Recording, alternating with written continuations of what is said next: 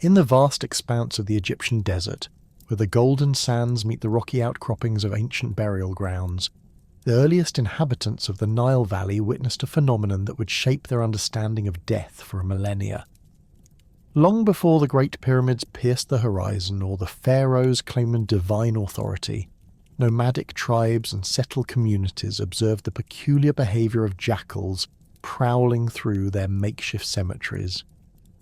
These lean, intelligent canids possessed an uncanny ability to locate buried remains, their keen noses detecting the scent of decomposition beneath layers of sand and stone. The pre-dynastic Egyptians, living in scattered settlements along the Nile's fertile banks around 4000 BC, buried their dead in shallow graves on the desert's edge, away from the life-giving river but close enough to maintain spiritual connections with their ancestors. Night after night, they watched as jackals emerged from the darkness, their distinctive pointed ears silhouetted against the star-filled sky, methodically investigating these burial sites.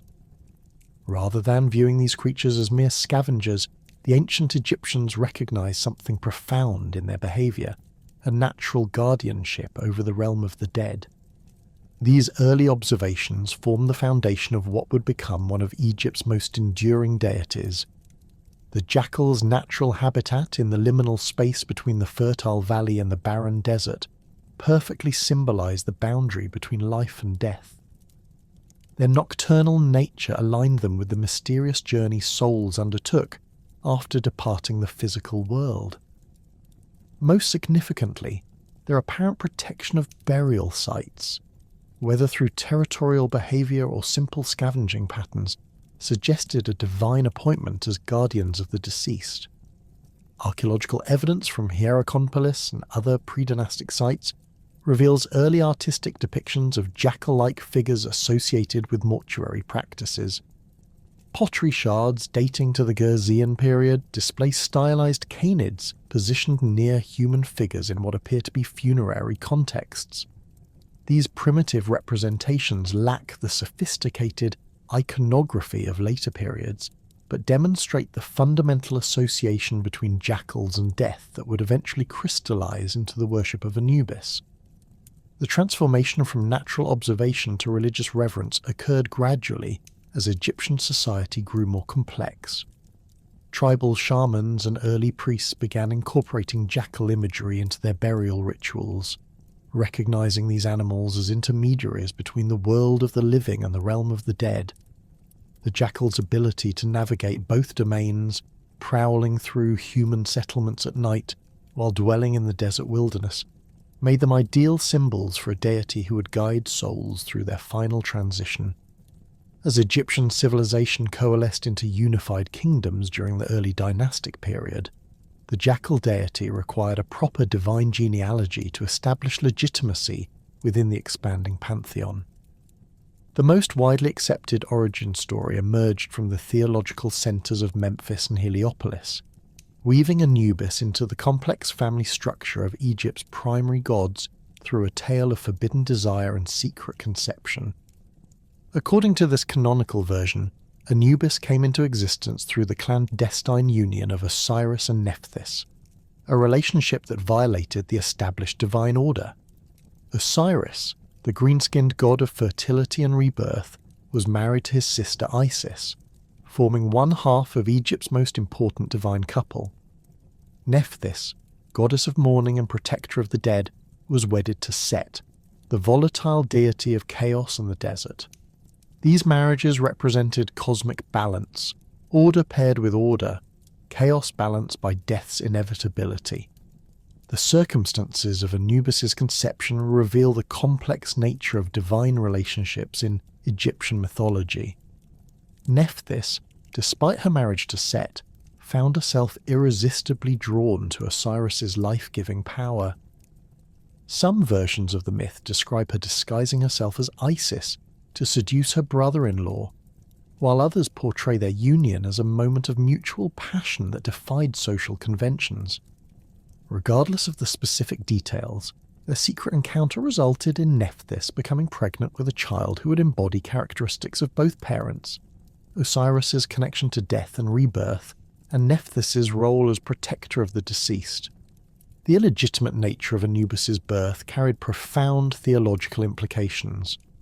As a child born outside the sanctioned divine marriages, he occupied a unique position within the pantheon, neither fully legitimate nor entirely outcast.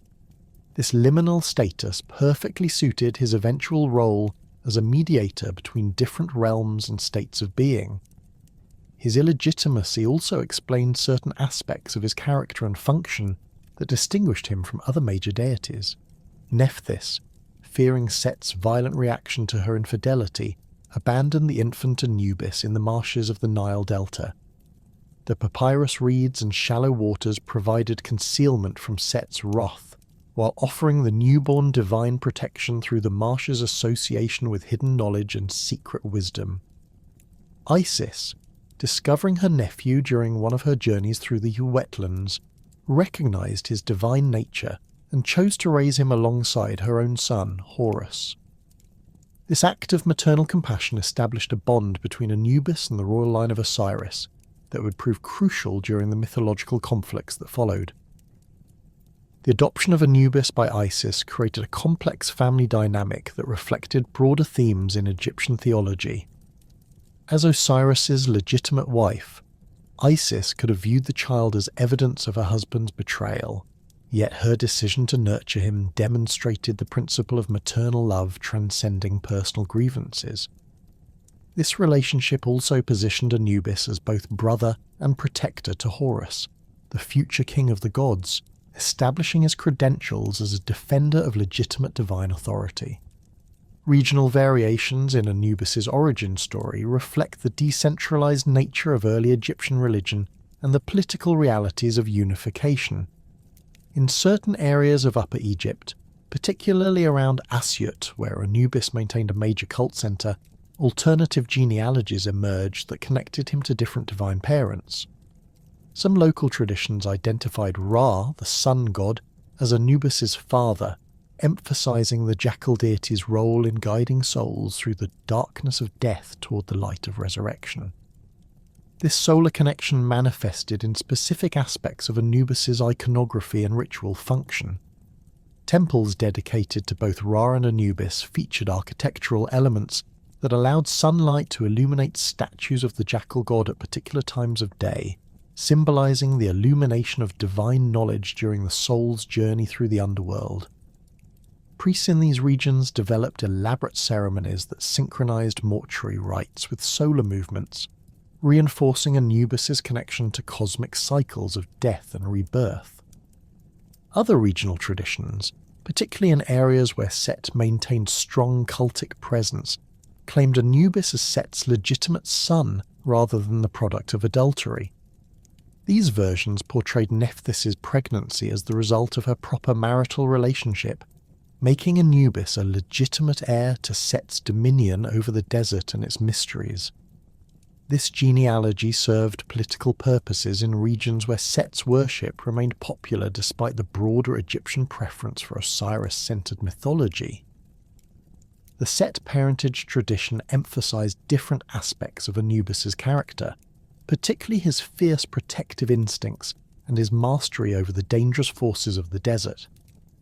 In these accounts, Anubis inherited his father's strength and territorial nature, while channeling these qualities toward beneficial purposes rather than destructive chaos. This interpretation allowed communities devoted to Set to maintain their traditional loyalties while participating in the broader Egyptian religious framework. The evolution from wild jackal deity to anthropomorphic god with a jackal head represents one of the most significant transformations in Egyptian religious iconography. Early representations of Anubis depicted him as a fully canine figure, lying sphinx-like on a shrine or prowling through cemetery scenes with naturalistic proportions and behaviours. These images emphasized his animal nature and direct connection to the wild jackals that inspired his worship. The gradual anthropomorphization of Anubis reflected broader changes in Egyptian theology and artistic convention. As the pantheon became more systematized and hierarchical, purely animal deities were increasingly portrayed with human bodies to emphasize their rational intelligence and moral agency. The retention of animal heads maintained connection to their original natural associations, while the human form allowed for more complex symbolic representation of their divine functions. The specific iconography of Anubis's jackal head carried multiple layers of meaning that distinguished him from other canine deities in the Egyptian pantheon. The black coloration of his head and ears referenced both the natural appearance of jackals and the symbolic associations of black with fertility, rebirth, and the rich soil of the Nile's flood deposits. The pointed ears remained perpetually alert, symbolizing his constant vigilance over the dead and his ability to hear the prayers of the living on behalf of their deceased relatives. The transformation also involves standardization of Anubis's physical attributes across different artistic media. Temple reliefs, tomb paintings, and sculptural representations developed consistent conventions for depicting his proportions, posture, and accompanying symbols. His human body typically appeared muscled and youthful, emphasizing strength and eternal vitality, while his hands often held the scepter of divine power and the Ankh symbol of life. This anthropomorphic evolution paralleled the domestication of death itself within Egyptian religious thought. The wild, unpredictable nature of mortality, represented by scavenging jackals, became transformed into an ordered, ritualized process overseen by a benevolent divine guardian. Anubis's human characteristics emphasized his role as a rational protector who applied consistent principles of justice and mercy rather than operating according to animal instincts or natural forces. The iconographic standardization of Anubis also facilitated his integration into complex mythological narratives that required interaction with other anthropomorphic deities.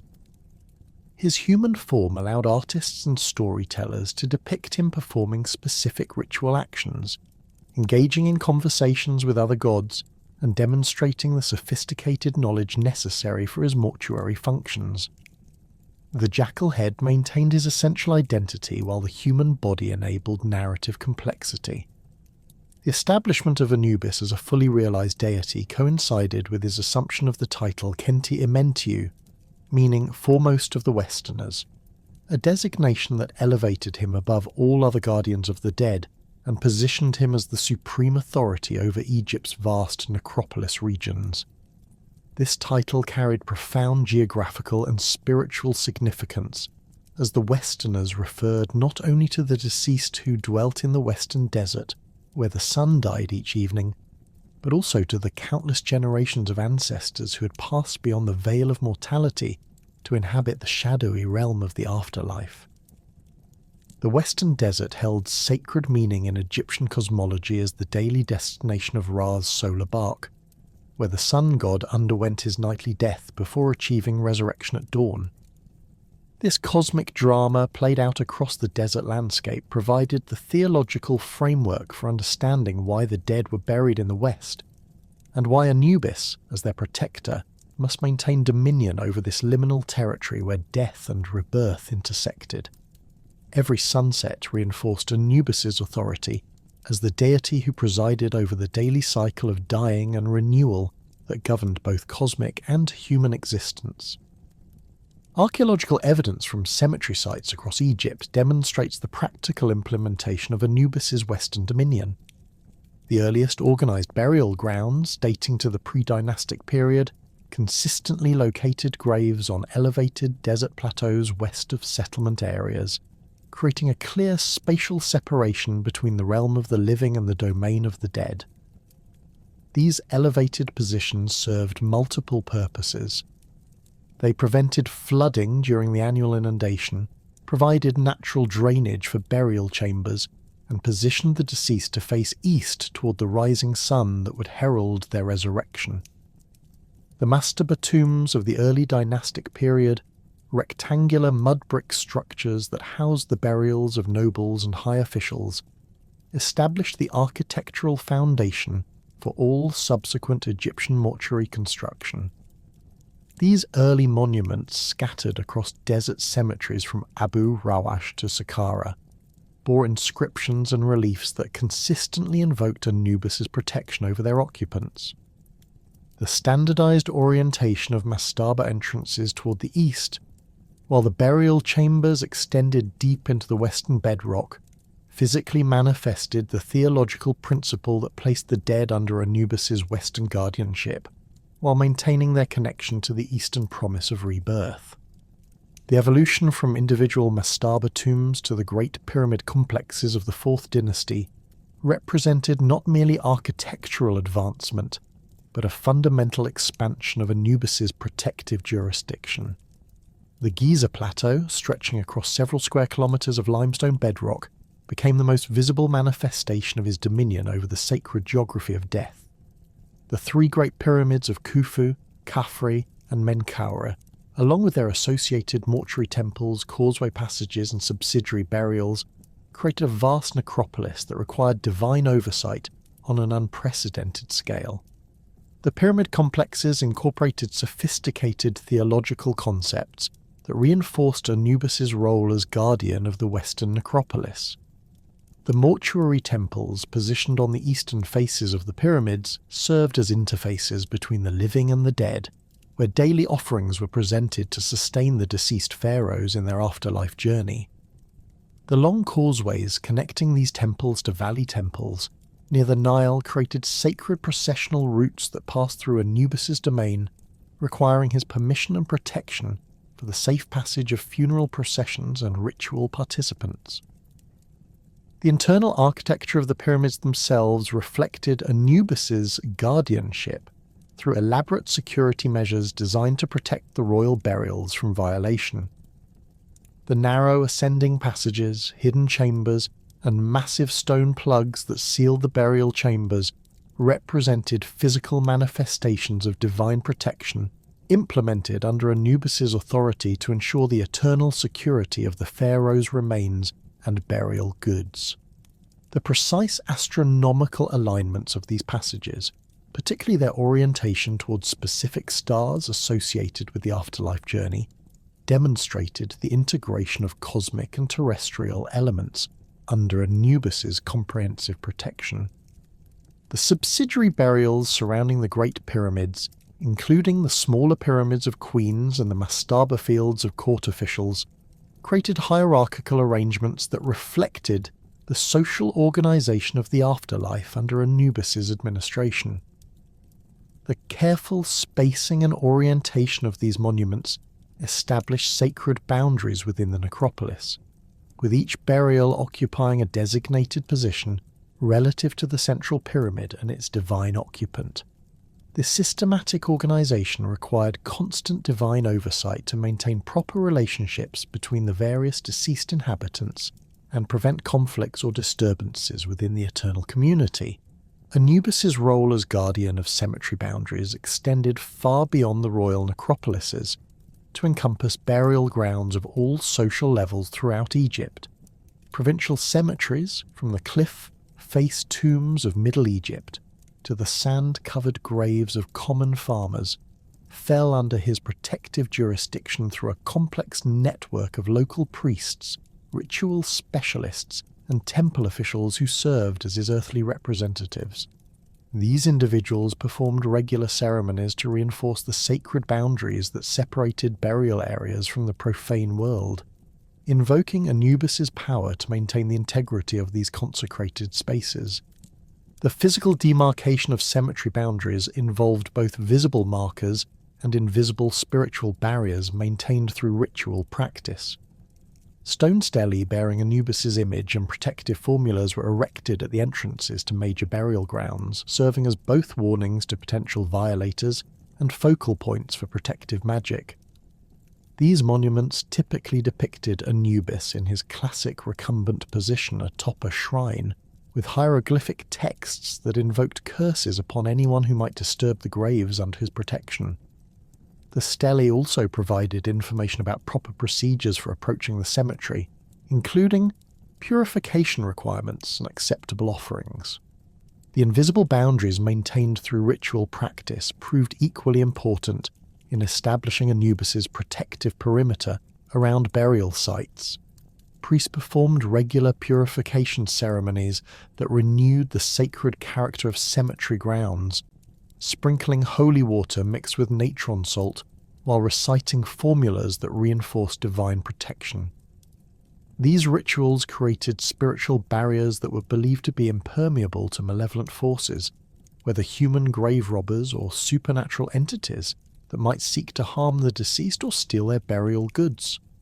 The problem of grave robbery represented one of the most serious challenges to Anubis's protective authority, as thieves motivated by the valuable goods buried with the dead posed a constant threat to the security of the necropolis. Egyptian texts from various periods document the ongoing struggle between tomb builders, who developed increasingly sophisticated security measures, and robbers, who found ways to circumvent physical barriers and divine protection. The Edwin Smith Papyrus and other legal documents record prosecutions of tomb robbers, revealing the extent of this criminal activity and the severe punishments imposed upon those who violated Anubis's sacred domain. The theological response to grave robbery involved strengthening both the physical and spiritual defences of burial sites under Anubis's authority. Tomb architects developed complex layouts with multiple false chambers, hidden passages, and massive stone barriers designed to confuse and deter thieves. These physical measures were accompanied by increasingly elaborate curse formulas inscribed on tomb walls, sarcophagi, and burial goods, invoking Anubis's wrath upon anyone who disturbed the grave contents. The curses typically promised divine retribution in both this life and the next, including physical afflictions, spiritual torment, and exclusion from the afterlife. The supernatural threats to cemetery security required different defensive measures, as malevolent spirits and demons posed dangers that could not be deterred by physical barriers or legal punishments. Egyptian magical texts describe various entities that sought to prey upon the deceased during their vulnerable transition to the afterlife, including the apex serpent that threatened to devour souls, wandering spirits of the improperly buried dead, and demons that fed on the life force of the recently deceased. Anubis's protection against these supernatural predators involved maintaining spiritual barriers through continuous ritual activity and the deployment of protective amulets and magical texts. The inspiration for Anubis's protective duties derived directly from careful observation of jackal behaviour in and around Egyptian burial grounds, where these intelligent canids demonstrated territorial instincts and scavenging patterns that seemed to serve the interests of the dead rather than merely satisfying their own hunger. Unlike other scavengers that might scatter remains or damage burial goods, jackals exhibited behaviours that appeared to maintain the integrity of grave sites while eliminating potential sources of disease and corruption. The territorial nature of jackal packs provided a natural model for cemetery protection, as these animals established and defended specific ranges that often encompassed multiple burial areas. Adult jackals marked their territory through scent marking and vocal displays, creating invisible boundaries that excluded competing scavengers and potential threats to their domain. Egyptian observers recognized that this territorial behavior effectively created protected zones around burial sites, with the jackals serving as unwitting guardians who drove away other animals that might disturb the graves. The scavenging habits of jackals, rather than representing desecration of the dead, actually served important hygienic functions that protected both the deceased and the living from the spread of disease. Jackals consumed carrion and organic waste that might otherwise attract flies, rats, and other disease vectors, while their keen senses allowed them to locate and eliminate sources of contamination before they could spread. Their methodical approach to scavenging, which involved consuming soft tissues while leaving bones and other durable materials undisturbed, appeared to Egyptian observers as a form of natural mummification that preserved the essential elements of the deceased. The nocturnal activity patterns of jackals aligned perfectly with Egyptian concepts of the afterlife journey, as these animals emerged from their desert lairs at sunset to patrol the burial grounds throughout the night before returning to their dens at dawn. This behaviour created a natural schedule of protection that coincided with the hours when supernatural threats were believed to be most active, while the jackal's return to the desert at sunrise symbolised the successful completion of their guardian duties as the sun god began his daily journey across the sky.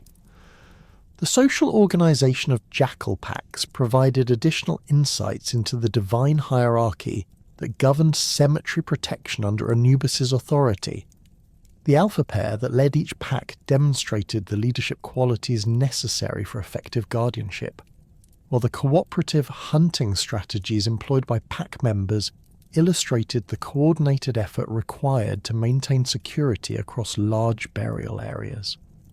The care that adult jackals showed toward their young paralleled the protective relationship between Anubis and the deceased, who were viewed as his spiritual children requiring constant supervision and care. The intelligence displayed by jackals in avoiding human settlements during daylight hours, while boldly investigating burial sites at night, suggested a supernatural understanding of the boundary between the world of the living and the realm of the dead. Egyptian observers noted that jackals seemed to possess knowledge about which areas were safe to explore and which should be avoided, as if guided by divine wisdom rather than mere animal instinct. This apparent supernatural intelligence reinforced the belief that jackals served as earthly manifestations of divine will rather than ordinary wild animals. The physical characteristics of jackals provided additional symbolic connections to Anubis's protective functions, particularly their acute hearing and exceptional sense of smell that enabled them to detect disturbances or threats from considerable distances. Their ability to locate buried remains through scent alone demonstrated the supernatural perception necessary for effective guardianship of the dead, while their distinctive vocalizations served as early warning systems that alerted other jackals to potential dangers within their territory. The transformation of Anubis from cemetery guardian to master embalmer began with the most pivotal event in Egyptian mythology, the brutal murder of Osiris by his jealous brother Set. This cosmic tragedy would establish the theological foundation for every mummification ritual, performed throughout Egyptian history, as Anubis's first divine embalming created the sacred precedent that mortal embalmers would follow for over 3 millennia. The circumstances surrounding Osiris's death reveal the violent chaos that threatened to destroy the divine order of creation. Set, consumed by envy over his brother's popularity and authority as king of the gods, devised an elaborate trap during a grand feast attended by all the major deities. He commissioned craftsmen to build an exquisite sarcophagus made from precious cedar wood, inlaid with gold and decorated with intricate carvings that depicted scenes of eternal life and divine protection. The sarcophagus measured exactly to Osiris's proportions, though this detail remained hidden from the intended victim. During the height of the celebration, Set announced a contest where each guest would attempt to fit inside the beautiful sarcophagus, with the perfectly fitting individual receiving it as a gift. The assembled deities, intrigued by the craftsmanship and unaware of Set's murderous intentions, took turns lying within the ornate container. Some proved too tall, others too broad, while several found the proportions completely unsuitable to their divine forms. When Osiris's turn arrived, he settled comfortably into the sarcophagus, remarking on the perfect fit and admiring the skilled workmanship of its creators. The moment Osiris lay completely within the sarcophagus, Set's conspirators rushed forward and slammed the heavy lid shut, sealing it with molten lead while the trapped god struggled helplessly inside. The conspirators then carried the sealed sarcophagus to the Nile, where they cast it into the rushing waters during the height of the annual flood. The current swept the container downstream toward the Mediterranean, carrying Osiris away from his kingdom and his grieving wife Isis, who witnessed the horrific scene but arrived too late to prevent her husband's abduction. The sarcophagus eventually washed ashore near the ancient city of Byblos on the Lebanese coast, where it became entangled in the roots of a massive tamarisk tree growing along the shoreline. The tree, nourished by the divine presence within the sarcophagus, grew to enormous proportions with wood so beautiful and fragrant that it attracted the attention of the local king. He ordered the tree cut down and its trunk carved into a pillar to support the roof of his palace, unknowingly incorporating Osiris's tomb into the very structure of his royal residence. Meanwhile, Isis began her desperate search for her husband's body, travelling throughout Egypt and beyond while questioning every person she encountered about the whereabouts of the distinctive sarcophagus. Her journey eventually led her to Byblos, where she learned about the miraculous tree and recognised the divine influence that had caused its extraordinary growth. Through a combination of magical persuasion and diplomatic negotiation, she convinced the king to allow her to remove the pillar and extract the sarcophagus from its wooden prison. The return journey to Egypt proved arduous, as Isis struggled to transport the heavy sarcophagus while avoiding Set's agents who continued searching for evidence of their crime. She eventually reached the safety of the Nile Delta, where she hid the sarcophagus in a remote marsh surrounded by dense papyrus reeds. In this secluded location, she opened the container and gazed upon her husband's lifeless form, which remained perfectly preserved despite the long months of entombment and travel. Isis's attempts to resurrect Osiris through her powerful magic achieved only temporary success, as the trauma of violent death had severed the connections between his spiritual and physical forms too severely for complete restoration. During one of these brief resurrections, she conceived their son Horus, who would eventually grow up to avenge his father's murder and reclaim the throne of Egypt. However, the strain of maintaining Osiris's life force proved unsustainable, and she realized that more drastic measures would be necessary to preserve his body and enable his transition to the afterlife. Set's discovery of the hidden sarcophagus led to an even more horrific desecration of Osiris's remains. Flying into a rage upon finding his brother's preserved corpse, Set tore the body into 14 pieces and scattered them across the length of Egypt, from the first cataract in the south to the delta marshes in the north. Each piece landed in a different nome or administrative district, creating a theological crisis that threatened to prevent Osiris's resurrection and doom him to complete annihilation rather than eternal life in the afterworld. The systematic dismemberment of Osiris represented more than mere revenge. It constituted an attack on the fundamental principles of divine order and cosmic stability that Osiris represented as king of the gods. Set's actions threatened to unravel the careful balance between life and death, order and chaos that maintained the universe's proper functioning. The scattering of the body parts across Egypt's sacred geography also defiled the land itself, as each piece carried the corruption of violent death into previously consecrated territory. Isis, accompanied by her sister Nephthys, who had grown horrified by her husband Set's increasingly destructive behaviour, embarked on a second desperate search to locate and recover all 14 pieces of Osiris's dismembered body. This quest required them to travel the entire length of the Nile Valley, investigating remote desert locations, hidden caves, and forgotten burial grounds where Set might have concealed the scattered remains. Their search became a race against time, as the longer the pieces remained separated, the more difficult it would become to restore Osiris's physical integrity. The recovery process proved both physically and spiritually demanding, as each piece of Osiris's body had to be identified, purified, and protected from further desecration, while the search continued for the remaining parts. Isis and Nephthys developed elaborate rituals for cleansing each recovered fragment, using sacred waters from specific temple pools, incense made from rare desert plants, and protective spells that prevented decay while maintaining the spiritual connection between the separated parts.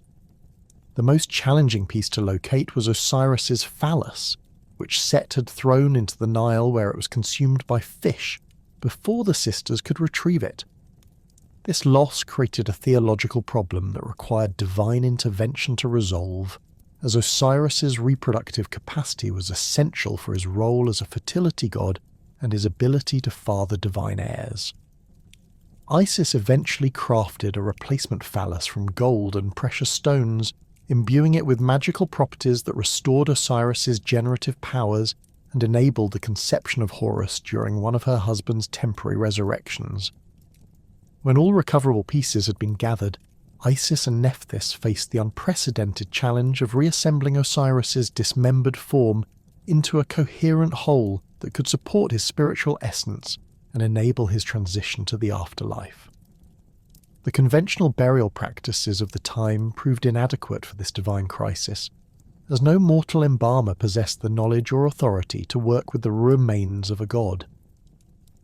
The sisters' initial attempts at reassembly failed to achieve lasting results, as the trauma of violent dismemberment had damaged not only Osiris's physical form, but also the spiritual connections that bound his various aspects together. The intervention of Anubis at this critical moment established his eternal role as the divine embalmer and master of mortuary arts. His unique position as both protector of the dead and son of Nephthys gave him the authority and motivation necessary to develop the sacred techniques that would preserve Osiris's remains and enable his resurrection. Unlike mortal embalmers who worked with ordinary human corpses, Anubis faced the challenge of reassembling and preserving the body of a god whose divine nature required specialized treatment beyond conventional mortuary practices. Anubis approached the embalming of Osiris with a methodical precision that would characterize all subsequent mummification rituals, but the divine nature of his patient required innovations and refinements that established the theological framework for the entire process. He began by carefully examining each recovered piece of Osiris's body, assessing the damage caused by Set's violence and the subsequent exposure to various environmental conditions during the long search and recovery period. The reassembly process required Anubis to understand not only the physical anatomy of divine beings, but also the spiritual connections that linked different body parts to various aspects of consciousness and identity. Each piece of Osiris's body contained specific memories, abilities and divine attributes that had to be properly aligned and integrated to restore his complete personality and power. The heart, which Egyptians considered the seat of intelligence and emotion, required special attention to ensure that Osiris's wisdom and compassion would survive the transition to the afterlife. Anubis's examination revealed that conventional joining methods would prove inadequate for divine remains, as the spiritual forces involved required binding techniques that operated on both physical and metaphysical levels. He developed a complex system of magical adhesives created from sacred resins, blessed oils, and pulverized precious stones that could fuse divine flesh while maintaining the flow of spiritual energy between different body parts. These materials, gathered from temples throughout Egypt and blessed through elaborate rituals, became the foundation for all future embalming preparations. The positioning of Osiris's reassembled form followed astronomical principles that aligned his body with cosmic forces necessary for resurrection and eternal life. Anubis oriented the corpse with its head pointing north toward the circumpolar stars that never set, ensuring Osiris's connection to the imperishable realm of eternal existence. The arms were crossed over the chest in the position that would become standard for all mummified remains, with the hands grasping the crook and flail that symbolized royal authority over both the living and the dead. The preservation of Osiris's reassembled body required techniques that went far beyond the simple desiccation methods used for ordinary mortals, as divine flesh possessed properties that demanded specialized treatment to prevent decay while maintaining spiritual potency. Anubis developed a complex process involving multiple stages of treatment with sacred salts, oils and resins that would preserve not only the physical structure but also the divine essence that made resurrection possible. The first stage of divine embalming involved the complete removal of internal organs, which had to be preserved separately due to their individual spiritual significance and their role in Osiris's divine functions. Unlike mortal embalming, where organs were often discarded or given minimal treatment, Each of Osiris's organs required individual preparation and consecration to maintain its connection to specific aspects of his divine nature. The heart, traditionally left in place during human mummification, was removed, purified, and treated with special preservatives before being returned to the chest cavity. Anubis created 4 special containers to house Osiris's preserved organs, each crafted from precious materials and decorated with protective symbols that would safeguard their contents throughout eternity. These vessels, which became the prototype for the canopic jars used in all subsequent mummifications, were placed under the protection of Osiris's own sons. Imseti guarded the liver, Hapi protected the lungs, Duamutef watched over the stomach, and Kebesenuef safeguarded the intestines. Each guardian possessed specific powers that complemented their assigned organ's function in the afterlife. The desiccation process for Osiris's divine remains required enormous quantities of natron salt, the naturally occurring sodium carbonate that drew moisture from organic tissues while preventing bacterial decay. Anubis supervised the collection of natron from the Wadi Natrun, a desert valley west of the delta where evaporated lakes had left vast deposits of the precious mineral. The natron used for Osiris's embalming was blessed through elaborate rituals that enhanced its preservative properties and imbued it with protective magic that would shield the divine corpse from spiritual as well as physical corruption. The application of natron to Osiris's body followed precise procedures that ensured complete desiccation while maintaining the structural integrity necessary for resurrection. Anubis packed the body cavity with natron-soaked linen, while covering the exterior with carefully measured amounts of the salt. The entire process required exactly 70 days, a period that aligned with the heliacal rising of the star Sothis, and established the standard duration for all future mummification procedures. During the natron treatment, Anubis performed daily rituals that maintained the spiritual connection between Osiris's preserved body and his divine essence, which had temporarily departed to await the completion of the embalming process. These ceremonies involved burning specific incenses, reciting protective spells, and making offerings that sustained Osiris's life force during the vulnerable period of physical transformation. The rituals also served to strengthen the magical barriers that protected the embalming chamber from interference by Set or other hostile forces. The removal of natron after the prescribed 70-day period revealed Osiris's body perfectly preserved, but requiring additional treatment to restore flexibility and appearance suitable for divine resurrection. Anubis applied a complex mixture of oils, resins, and aromatic substances that penetrated the desiccated tissues and restored their natural colour and texture. Cedar oil from Lebanon, frankincense from Punt, and myrrh from Arabia were combined with domestic products like palm wine and honey to create embalming fluids that possessed both preservative and restorative properties. The wrapping of Osiris's preserved body established the intricate bandaging techniques that would characterize Egyptian mummification throughout its long history. Anubis used hundreds of yards of fine linen, each strip carefully prepared through washing, blessing, and treatment with protective resins that would maintain their integrity for eternity. The bandaging process followed specific patterns that not only secured the preserved tissues, but also created a network of magical protection that surrounded the body with layers of spiritual defense. Between the layers of linen bandages, Anubis placed numerous amulets and protective charms that would safeguard Osiris during his journey through the underworld and ensure his successful resurrection. These included the Djed pillar symbolizing stability, the Tiet knot representing protection, and the Ankh sign of eternal life. Each amulet was positioned according to precise formulas that maximized its protective power while contributing to the overall magical matrix that surrounded the mummified god. The final stage of Osiris's divine embalming involved the application of a resinous coating that sealed the wrapped body within an impermeable shell of protective material. This outer layer, made from pine resin, beeswax, and pulverized precious stones, created a barrier against physical and spiritual contamination, while giving the mummy the dark, lustrous appearance associated with divine transformation. The completed mummification transformed Osiris from a dismembered corpse into a Sa, a glorified spiritual body capable of eternal existence in the afterlife.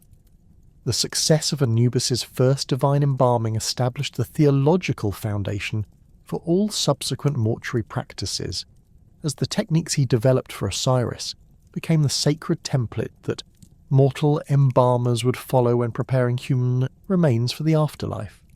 The 70-day process, the use of natron and sacred oils, the careful bandaging with protective amulets, and the transformation of the corpse into a Saa all derived from this primordial embalming that enabled Osiris's resurrection and his assumption of the throne of the underworld. The tools and materials blessed by Anubis during Osiris's embalming became the consecrated implements that would be used in every subsequent mummification ritual throughout Egyptian history. The bronze knives used to make the initial incision in the body's left side were forged according to specifications that Anubis established, with blades shaped to minimize damage while providing access to the internal organs.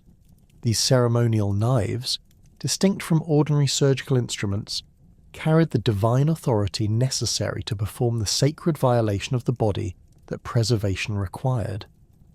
The canopic jars that housed Osiris's organs became the prototype for the containers used to preserve human organs during mummification, with their distinctive shapes and protective guardians establishing a pattern that would continue for millennia. The limestone or ceramic vessels, sealed with lids carved in the likeness of the four sons of Horus, provided both physical protection and spiritual guardianship for the preserved organs that would be reunited with the body in the afterlife. The mastery Anubis demonstrated in preserving Osiris's divine form established his credentials as the supreme guide for souls navigating the treacherous landscape of the Duat, the Egyptian underworld that stretched beneath the earth like a vast subterranean mirror of the Nile Valley.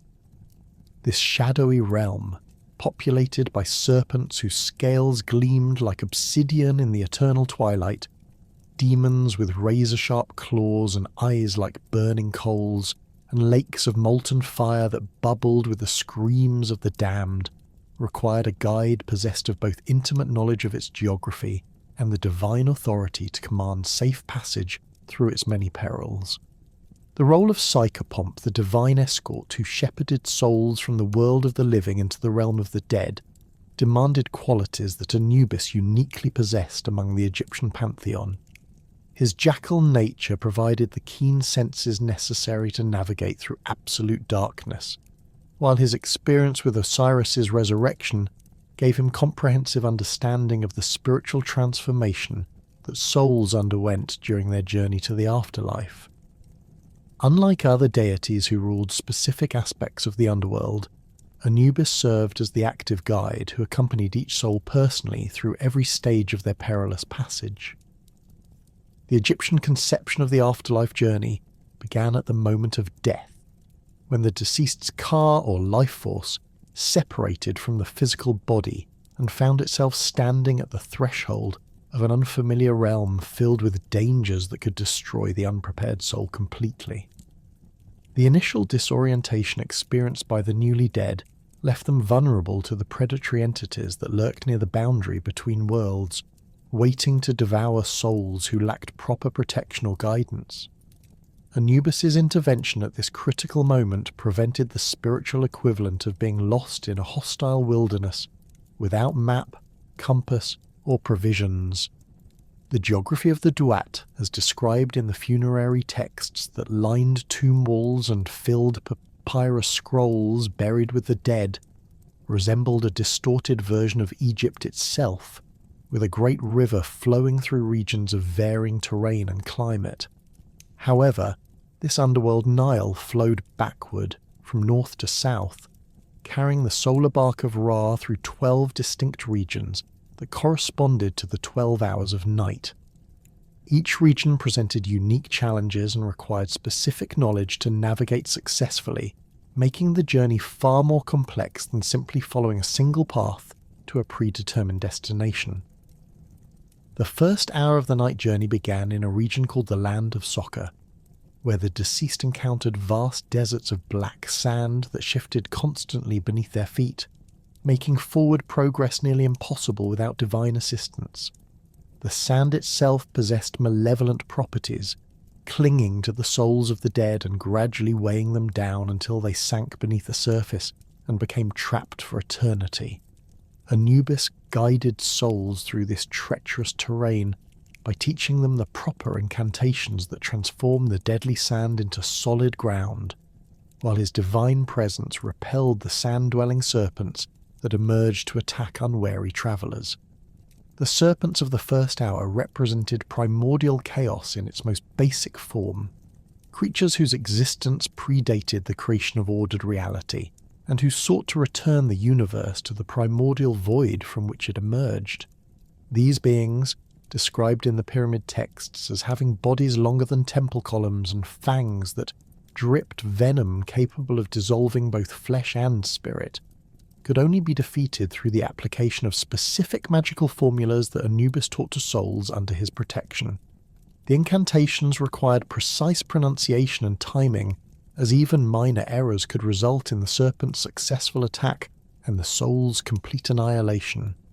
The second hour brought souls into the Vernus region, characterized by vast marshlands filled with papyrus reeds that grew to impossible heights, their tops disappearing into the darkness above while their roots extended deep into waters that reflected no light. The marsh waters concealed crocodiles of enormous size, their scales harder than bronze and their jaws capable of crushing divine essence as easily as mortal flesh. These creatures served as guardians for Set, positioned to prevent souls from progressing deeper into the underworld, where they might achieve the resurrection that would restore them to eternal life. Anubis's guidance through the marshlands required intimate knowledge of the crocodile's behaviour patterns and the specific routes that avoided their territorial waters. He taught souls to recognise the subtle signs that indicated crocodile presence, the barely perceptible ripples that moved against the current, the distinctive scent of musk that preceded an attack, and the low vibrations that travelled through the marsh mud when these massive predators moved through their domain.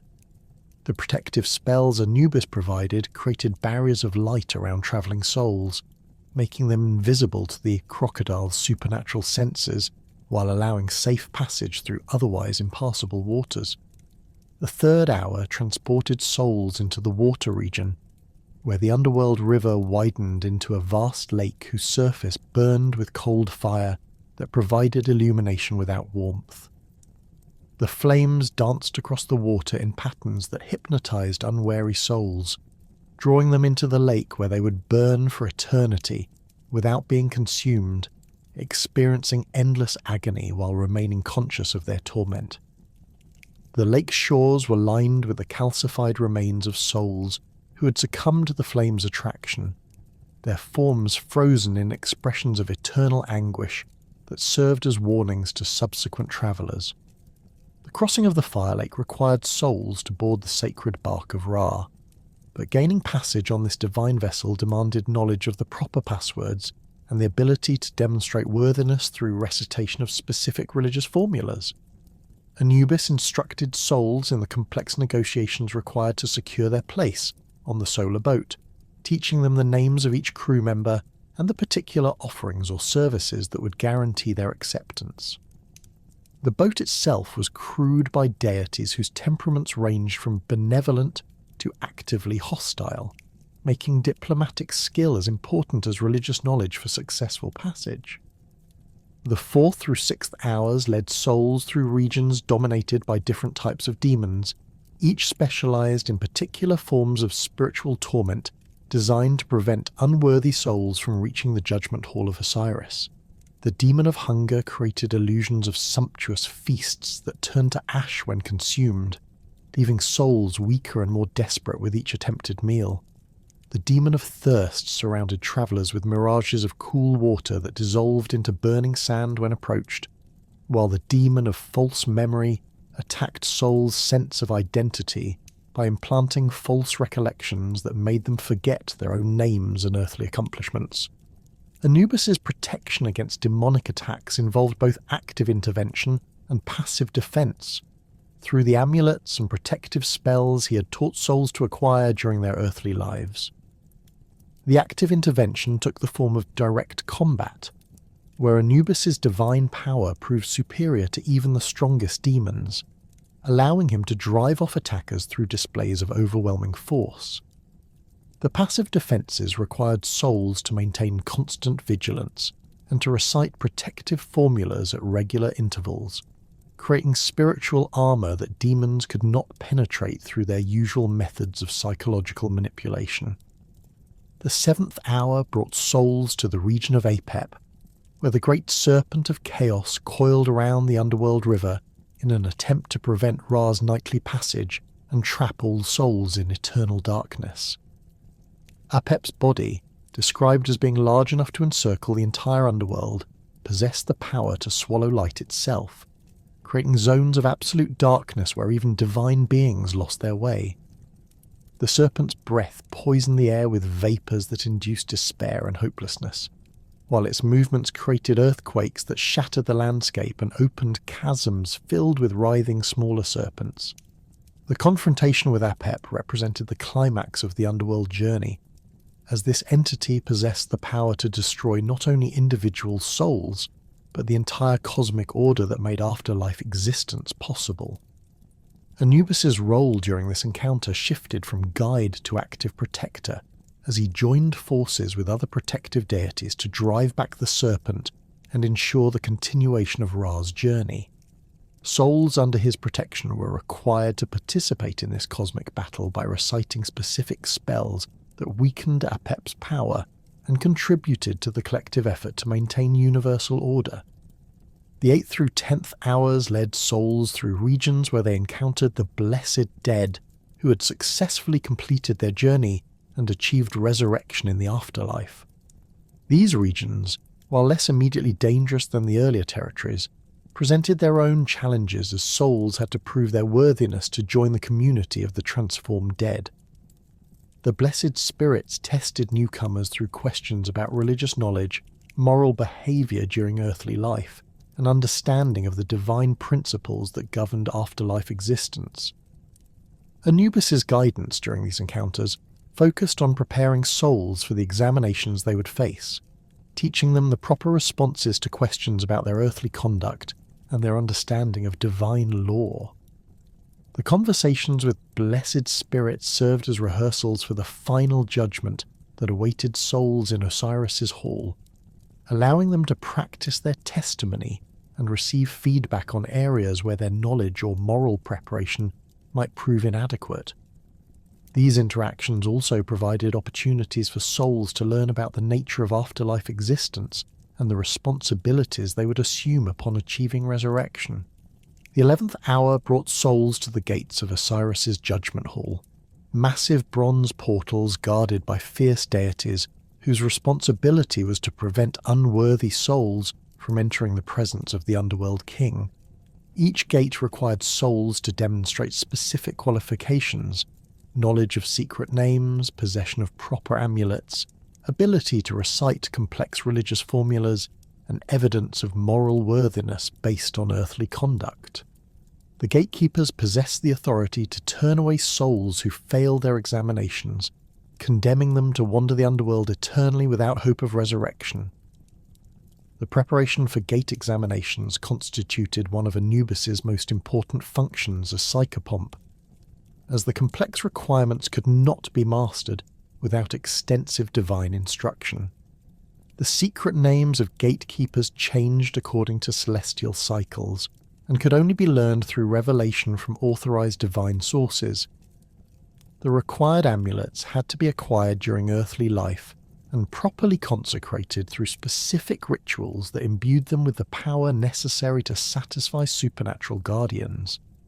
The religious formulas demanded perfect memorization and pronunciation, as even minor errors could result in rejection and eternal exile. The final hour of the night journey culminated in the judgment hall itself, where Osiris sat upon his throne surrounded by 42 assessor gods who evaluated the moral conduct of each soul seeking admission to the afterlife. The hall's architecture reflected the cosmic order that governed divine justice. Pillars carved with scenes of righteous conduct supported a ceiling decorated with stars that never set, while the floor bore intricate patterns that illustrated the consequences of moral choices made during earthly existence. The throne of Osiris occupied the hall's eastern end, positioned to catch the first rays of dawn that would herald successful souls' resurrection into eternal life. Anubis's role during the judgment process involved both advocacy and technical supervision, as he presented each soul's case to the divine tribunal, while simultaneously overseeing the weighing of the heart that would determine their ultimate fate.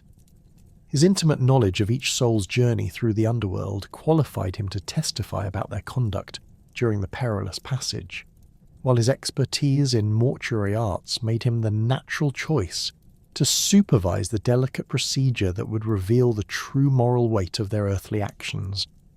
The protective rituals and spells that invoked Anubis's guidance during the underworld journey were preserved in the extensive collection of funerary texts known collectively as the Book of the Dead, though individual copies varied considerably in their specific contents and organization. These papyrus scrolls, buried with the deceased or inscribed on tomb walls, contained the essential knowledge that souls required to navigate the Duat successfully under Anubis's protection.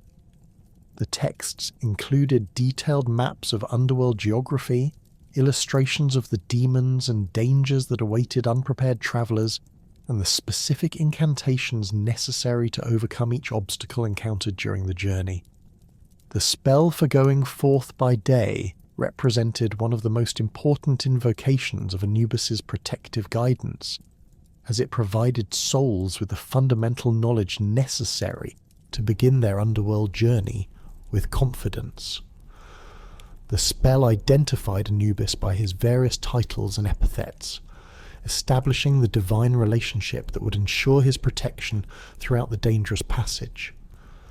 It also contained the basic passwords and recognition signs that would identify souls as legitimate travelers deserving of safe conduct rather than intruders who might be attacked or turned away by underworld guardians. The spell for not dying again specifically invoked Anubis's authority over the preservation of spiritual essence, requesting his intervention to prevent the second death that would result in complete annihilation rather than resurrection. This spell recognized that physical death was only the first stage of a complex transformation process, and that souls remained vulnerable to spiritual destruction throughout their underworld journey. Anubis's protection against this ultimate catastrophe required souls to maintain constant vigilance and to renew their protective spells at regular intervals during their passage through the Duat. The teaching function that Anubis performed for souls under his guidance extended far beyond simple navigation assistance to encompass comprehensive education in the knowledge and skills necessary for successful afterlife existence. Souls had to learn the names and attributes of hundreds of underworld deities, the proper procedures for approaching each divine being they would encounter, and the complex etiquette that governed interactions between the living, the dead, and the divine. This education began during the soul's earthly life through participation in religious festivals and temple ceremonies, but required intensive reinforcement during the underworld journey when theoretical knowledge had to be applied in practical situations. The names of gatekeepers represented particularly crucial knowledge, as each guardian possessed multiple appellations that reflected different aspects of their divine nature and function. The keeper of the first gate might be addressed as he who devours the unworthy, guardian of the eastern portal, or protector of divine secrets, depending on the specific context and the soul's particular needs. Anubis taught souls to recognize which name would prove most effective in each situation, while also providing backup alternatives in case their first approach proved unsuccessful. The protective formulae that souls recited during their underworld journey served multiple functions beyond simple magical defense, as they also demonstrated the speaker's religious knowledge and moral worthiness to the various divine beings encountered along the way. The formulae had to be memorized exactly, as improvisation or paraphrase could render them ineffective or even dangerous to the speaker. Anubis's instruction in these sacred texts required souls to understand not only the words themselves, but also their deeper theological significance and the proper mental attitude that should accompany their recitation. The culmination of every soul's perilous journey through the Duat arrived at the threshold of the Hall of Two Truths, where Anubis conducted the most sacred and terrifying ritual in Egyptian theology, the weighing of the heart that would determine whether the deceased deserved eternal life or faced complete annihilation. This vast chamber, constructed from blocks of pure white limestone that gleamed with an inner light untouched by earthly flame, stretched across dimensions that defied mortal comprehension, its walls rising to heights that disappeared into celestial darkness, while its floor extended beyond the reach of divine vision. The hall's architecture reflected the cosmic principles of justice and order that govern the universe itself. 42 massive pillars, each representing one of Egypt's administrative districts, supported the chamber's impossible ceiling, their surfaces carved with intricate reliefs depicting the moral laws that souls must have observed during their earthly existence. The pillars bore inscriptions in hieroglyphs that pulsed with golden light, listing the specific sins that would condemn a soul to destruction: murder, theft, adultery, blasphemy against the gods, oppression of the poor, and dozens of other transgressions that violated the divine order of Ma'at. Between these towering columns stood the 42 assessor gods, divine beings whose responsibility was to evaluate every aspect of the deceased's moral conduct during their lifetime on Earth.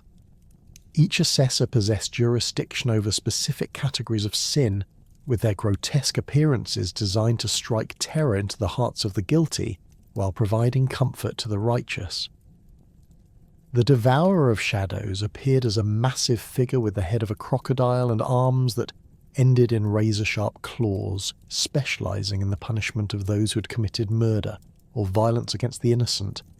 The crusher of bones manifested as a giant with skin like polished granite and eyes that burned like forge fires, responsible for judging souls who had stolen property or defrauded their neighbours. The eastern end of the hall housed the throne of Osiris, carved from a single block of black granite and inlaid with gold and precious stones that formed patterns representing the cycles of death and resurrection. The underworld king sat motionless upon this seat of judgment, his mummified form wrapped in pristine white linen bandages that revealed only his green-skinned face and hands that gripped the crook and flail of royal authority. His crown, the distinctive white atef adorned with ostrich feathers and the curved horns of a ram, caught the ethereal light that filled the chamber and reflected it in patterns that seemed to reveal the hidden thoughts and motivations of every soul brought before his tribunal. Flanking Osiris's throne stood the goddesses Isis and Nephthys, their arms outstretched in gestures of protection and welcome for souls deemed worthy of resurrection, while their eyes remained fixed upon the scales that would determine each petitioner's fate. Isis wore her traditional throne-shaped crown and held the Ankh symbol of eternal life, ready to bestow immortality upon the justified dead. Nephthys, her dark wings partially spread to shelter the righteous, carried the scepter of divine power and the Jed pillar of stability, symbols of the eternal support she would provide to souls who passed their final examination. The focal point of the entire hall was the great balance that stood in the chamber's centre, its golden scales suspended from a beam carved from the sacred Persa tree that grew in the garden of Ra. This divine instrument, constructed according to specifications revealed by Thoth himself, possessed the supernatural ability to weigh not physical mass, but the moral essence of human souls. The scales responded to spiritual rather than material weight, measuring the accumulated burden of sins against the lightness that came from righteous conduct and adherence to divine law. Anubis approached each weighing ceremony with the methodical precision that characterized all his sacred duties, beginning with the careful preparation of the deceased's heart for the crucial examination. The heart, which Egyptians considered the seat of intelligence, emotion, and moral judgment, had to be extracted from the mummified body through procedures that preserved its spiritual integrity while making it accessible for divine scrutiny. This delicate operation required Anubis to employ specialized tools blessed by the gods and consecrated through rituals that ensured their ability to handle divine essence without contamination. The extraction process began with Anubis making a precise incision in the mummy's chest wrappings, using a knife forged from meteoric iron and blessed with protective spells that prevented spiritual contamination during the procedure. The blade, sharpened to an edge finer than any mortal craftsman could achieve, sliced through the linen bandages without disturbing the magical protections woven into their patterns. Each cut followed predetermined lines that corresponded to the spiritual pathways connecting the heart to other organs, ensuring that the extraction would not damage the soul's essential unity. The heart itself appeared not as the desiccated organ that remained after mummification, but as a crystalline representation of the deceased's moral essence, its surface reflecting the accumulated weight of every action performed during earthly life. Righteous deeds appeared as points of brilliant light that reduced the heart's apparent mass, while sins manifested as dark spots that added spiritual weight to the organ. The most grievous transgressions created areas of absolute blackness that seemed to absorb light itself, making the heart appear heavier than lead despite its actual physical properties. Anubis lifted the extracted heart with reverence appropriate to handling the most sacred aspect of human existence, cradling it in his palms while examining its spiritual condition for signs that might predict the outcome of the weighing ceremony. Hearts that glowed with inner light and felt surprisingly light in his divine hands belonged to souls who had lived according to Ma'at's principles, while those that pulsed with dark energy and seemed to pull downward with unnatural weight belonged to the wicked who faced certain destruction. The placement of the heart upon the left pan of the divine scales required Anubis to employ techniques that went beyond simple physical manipulation, as the organ's spiritual weight could only be measured through the application of divine power channeled through proper ritual procedures. He positioned the heart with mathematical precision, ensuring that it rested at the exact centre of the scale pan, where the forces of cosmic justice could act upon it most effectively. The slightest deviation from perfect placement could skew the results and lead to an incorrect judgment that would violate the universal order. The right pan of the scales held the feather of Ma'at, a pristine white plume that represented absolute truth, perfect justice, and cosmic order in its purest form. This feather, plucked from the wing of the goddess herself, possessed no physical weight but carried the spiritual mass of universal law and divine righteousness.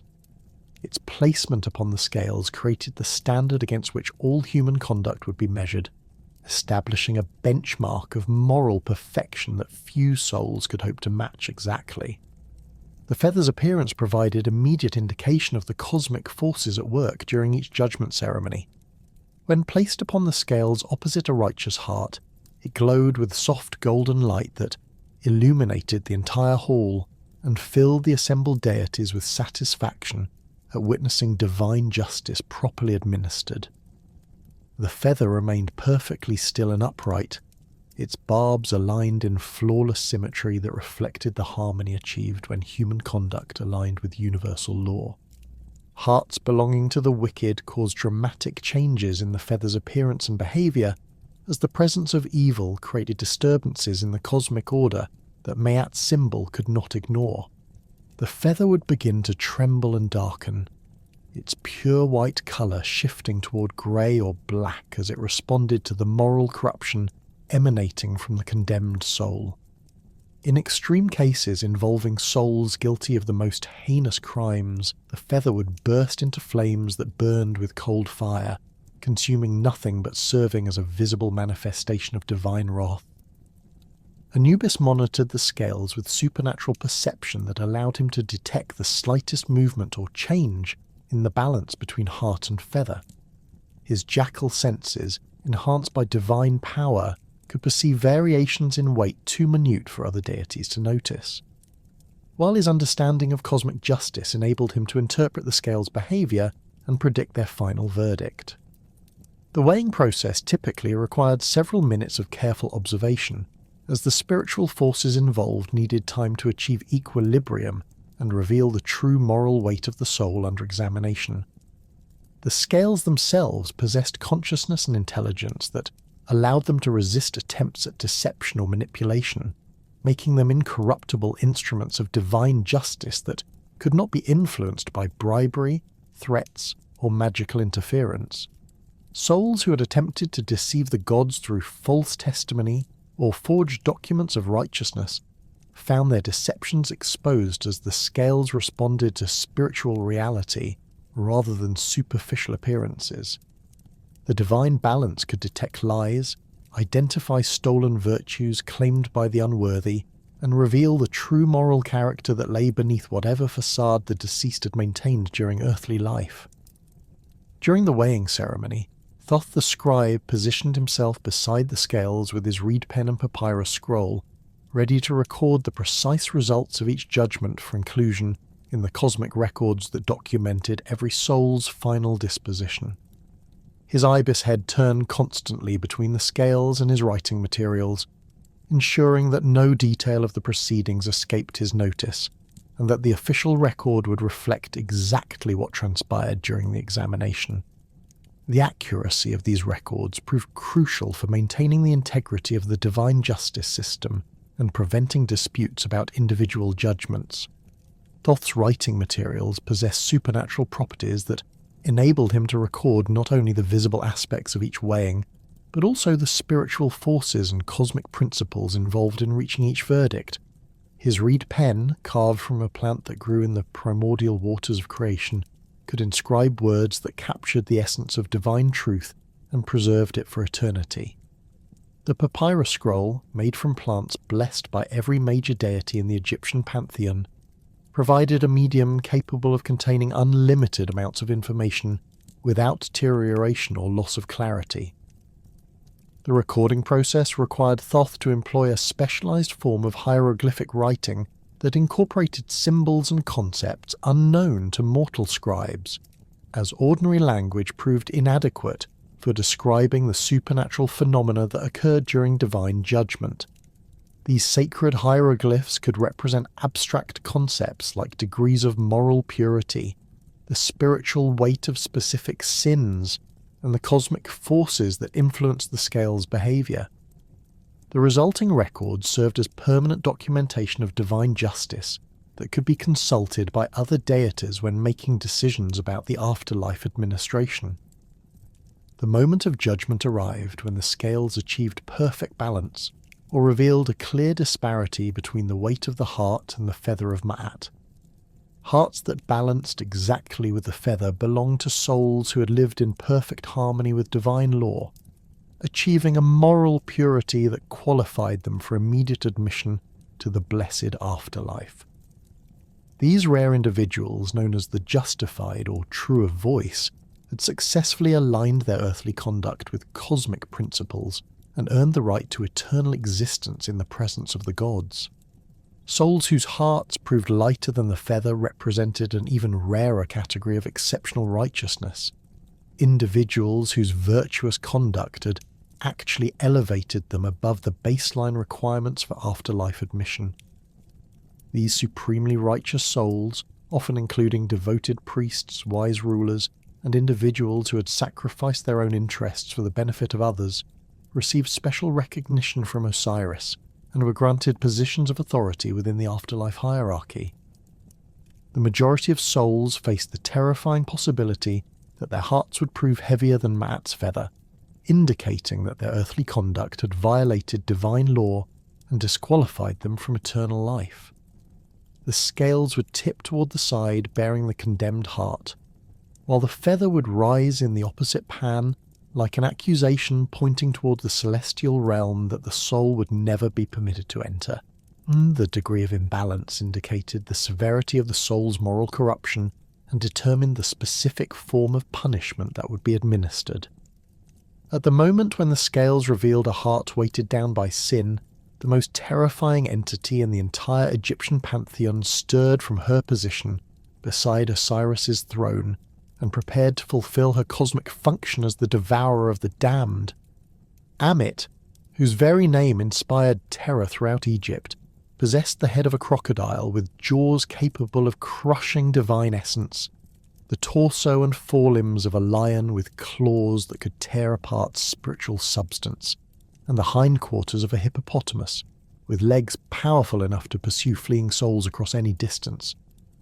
Ammit's appearance defied mortal comprehension, as her composite form combined the most dangerous aspects of three creatures that Egyptians feared above all others. Her crocodile head, larger than a temple pylon and lined with teeth like bronze spear points, could open wide enough to swallow entire souls in a single bite. Her lion's torso rippled with muscles that possessed strength beyond physical measurement, while her hippopotamus hindquarters provided the stability and power necessary to anchor her massive form during the consumption of condemned souls. The devourer's eyes burned with fires that had witnessed the destruction of countless souls throughout cosmic history, their glow providing the only illumination in the shadowy corner where she waited for Anubis to present her with hearts found wanting in the divine scales.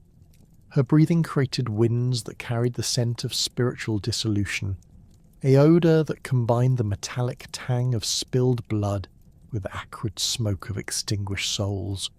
The sound of her breathing resembled distant thunder, a constant reminder of the destruction that awaited the wicked.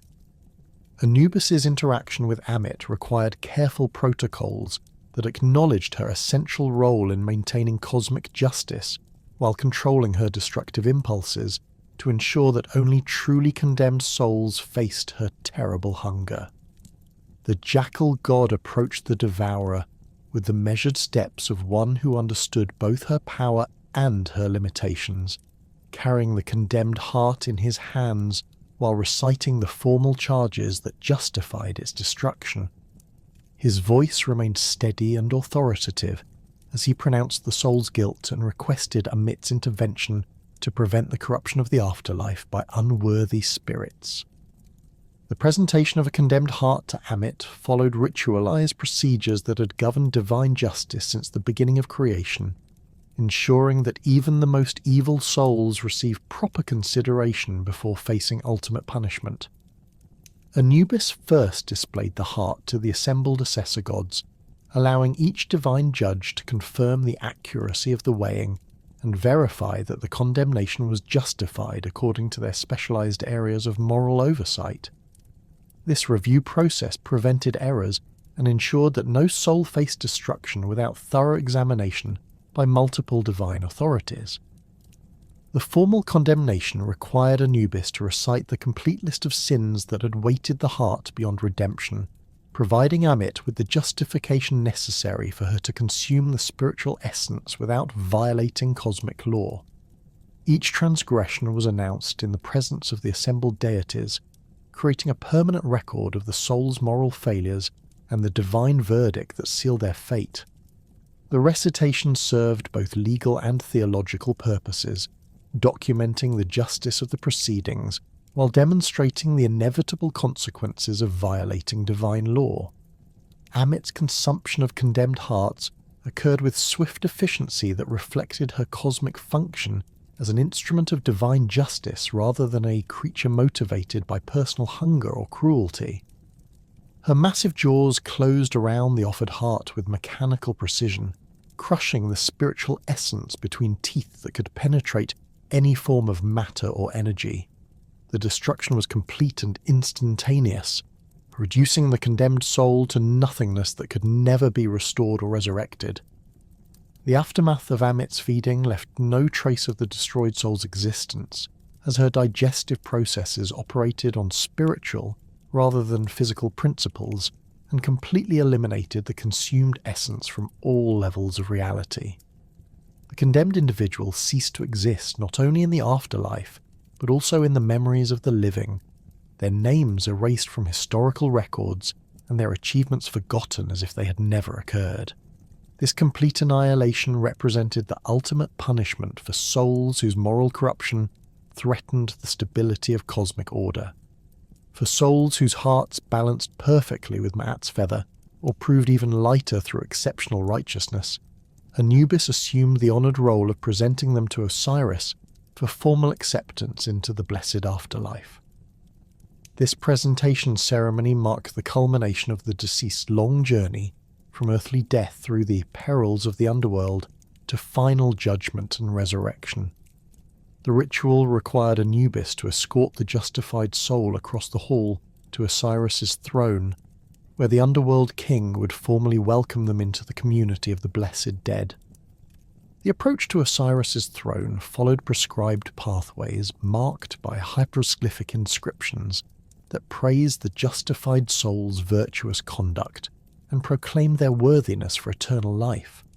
Anubis guided each soul along these sacred routes while reciting formulaic announcements that identified them by name and listed their principal virtues and achievements during earthly existence.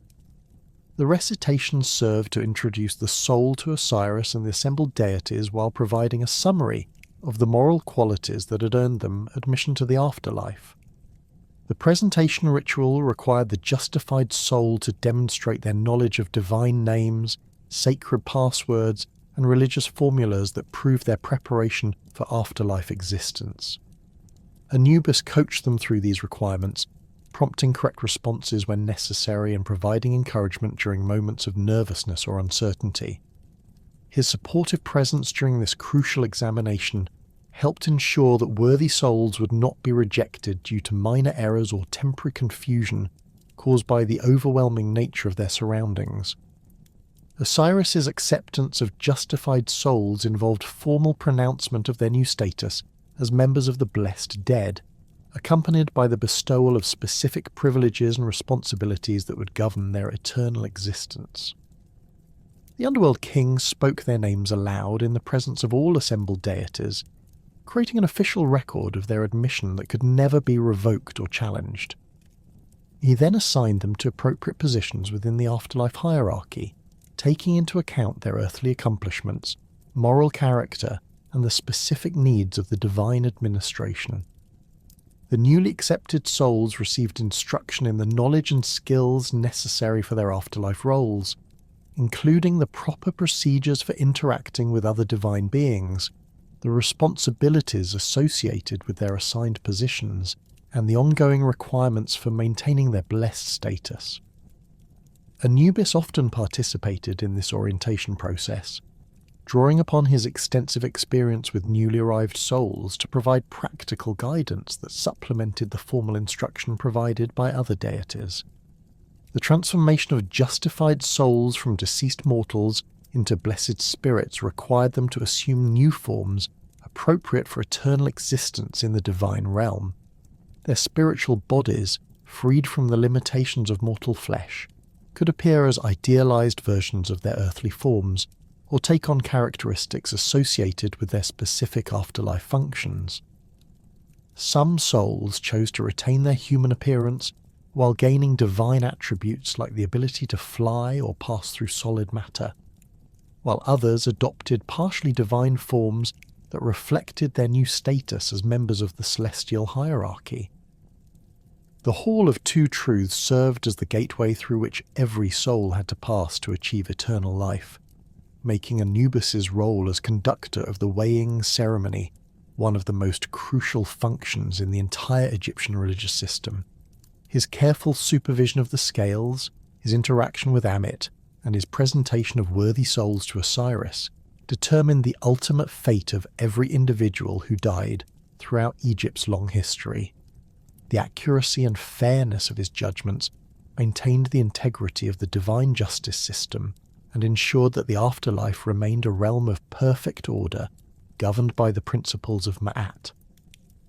The discovery of Osiris's dismembered remains scattered across the sacred geography of Egypt thrust Anubis into the central role of the most profound theological crisis in divine history, establishing his eternal position as the primary guardian of death's sacred mysteries. When Isis and Nephthys completed their desperate search for the 14 pieces of Osiris's body, they found themselves confronting a challenge that transcended ordinary mortuary practices. The resurrection of a god whose violent death had shattered not only his physical form, but the very foundations of cosmic order itself. Anubis approached the scattered remains with the methodical expertise that would define his eternal role in the divine hierarchy, but the magnitude of the task before him required innovations in embalming technique that went far beyond the preservation methods used for mortal remains. Each piece of Osiris's body retained traces of the divine essence that had animated the god during his earthly reign, yet the trauma of violent dismemberment had severed the spiritual connections that bound these fragments into a coherent whole. The reassembly process demanded not only physical reconstruction, but the restoration of metaphysical links that would enable Osiris's consciousness to inhabit his restored form. The theological implications of Osiris's murder extended throughout the pantheon, as Set's violent act had violated fundamental principles that governed divine relationships and threatened to unravel the cosmic order that maintained universal stability. The other gods watched Anubis's work with intense concern, understanding that failure to properly restore Osiris would leave Set's chaotic influence unchecked and potentially destroy the carefully balanced forces that prevented the universe from returning to primordial void. The success or failure of this first divine embalming would determine whether order or chaos would prevail in the cosmic struggle that defined Egyptian religious thought. Anubis began his unprecedented work by examining each recovered fragment with supernatural perception that revealed not only the physical damage caused by Set's violence, but also the spiritual wounds that had severed divine essence from its material anchor. The head, bearing the distinctive features that had made Osiris recognizable throughout the pantheon, showed evidence of the confusion and terror that had accompanied the god's violent death. The torso, which had housed the heart that governed Osiris's wisdom and compassion, bore spiritual scars that threatened to prevent the proper flow of divine emotion and moral judgment essential to the god's function as ruler of the underworld. The arms that had once wielded the crook and flail of royal authority retained muscular definition despite their separation from the body, yet their spiritual connection to divine power had been severed by Set's brutal assault. The legs, which had carried Osiris across the length of Egypt during his benevolent reign, showed signs of the desperate struggle that had preceded his capture and murder. Each fragment presented unique challenges that required Anubis to develop specialized techniques for addressing both physical and metaphysical damage simultaneously. The reconstruction process began with the careful cleansing of each body part, using sacred waters drawn from temple pools throughout Egypt, each source contributing specific purifying properties that addressed different aspects of divine corruption. The water from the sacred lake at Abydos removed traces of Set's malevolent influence, while springs from the temple of Ptah at Memphis restored the creative force that would enable Osiris's resurrection. The Nile water collected during the annual flood carried the regenerative power necessary to heal the spiritual wounds that had severed divine essence from physical form. Anubis applied these purifying waters through elaborate rituals that required precise timing and coordination with celestial movements, as the restoration of divine essence could only occur when cosmic forces aligned to support the resurrection process. The cleansing ceremonies took place during the new moon, when the darkness provided protection from Set's continued interference, while the absence of lunar light symbolized the death from which Osiris would emerge. Each application of sacred water was accompanied by incantations that called upon the protective power of other deities while invoking the cosmic principles that governed life, death, and rebirth. The reassembly of Osiris's purified remains required Anubis to employ binding techniques that operated on multiple levels of reality simultaneously, joining not only flesh and bone but also the spiritual pathways that connected different aspects of divine consciousness.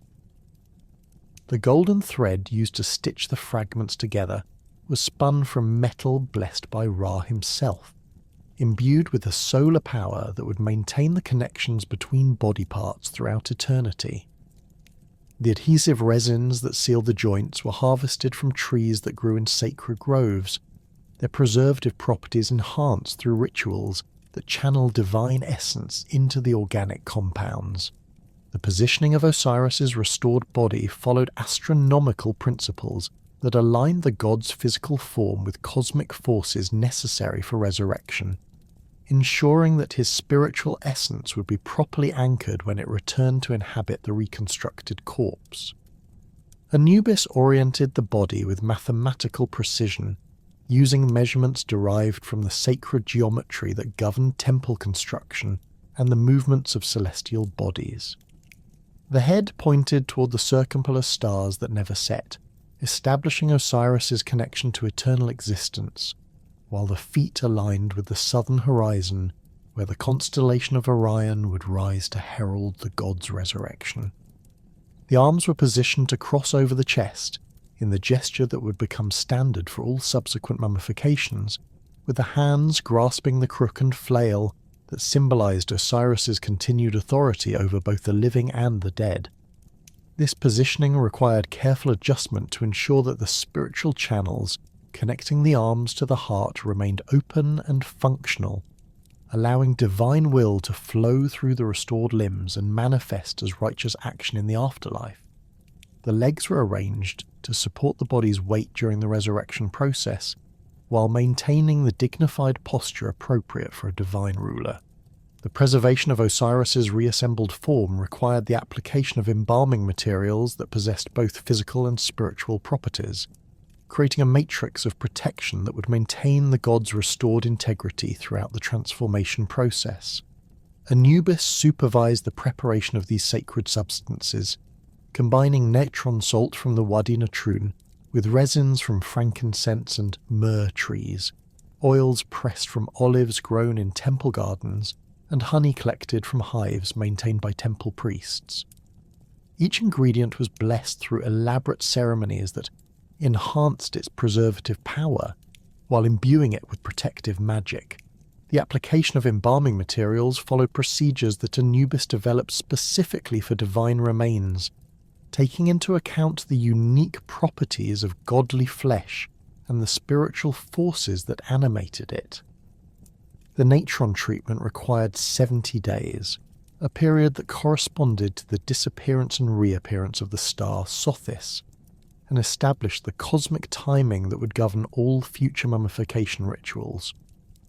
During this period, Anubis performed daily ceremonies that maintained the spiritual connections between Osiris's body and his temporarily departed essence, ensuring that the god's consciousness would be able to re-enter the preserved form when the resurrection process reached completion.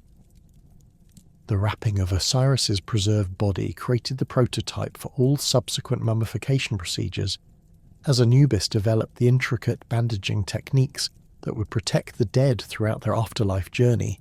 The linen strips, woven from flax grown in sacred fields and blessed by temple priestesses, were applied in patterns that reflected both practical preservation needs and theological symbolism. Each layer of bandages created additional barriers against decay and corruption, while incorporating protective amulets that would safeguard Osiris during his transition from death to eternal life. The amulets placed within Osiris's wrappings established the standard collection of protective devices that would accompany every properly mummified individual throughout Egyptian history. The Djed pillar, representing stability and endurance, was positioned over the spine to ensure that Osiris's restored body would maintain its structural integrity throughout eternity. The Tiet knot, symbolizing the protective power of Isis, was placed over the heart to guard the seat of divine consciousness from spiritual attack. The Ankh symbol of life was positioned at the throat to maintain the breath that would animate the restored form. The completion of Osiris's mummification marked a turning point in the cosmic struggle between order and chaos, as the successful preservation of the murdered god's remains provided the foundation for his eventual resurrection and return to power. Anubis's mastery of the embalming arts had not only saved Osiris from complete annihilation, but had also created the technological and theological framework that would enable all future resurrections. The techniques he developed during this first divine mummification became the sacred template that mortal embalmers would follow when preparing human remains for the afterlife journey. The loyalty Anubis demonstrated during the Assyrian crisis extended far beyond his technical expertise in preservation and reconstruction, encompassing his role as protector and avenger who defended the legitimate divine order against Set's chaotic influence.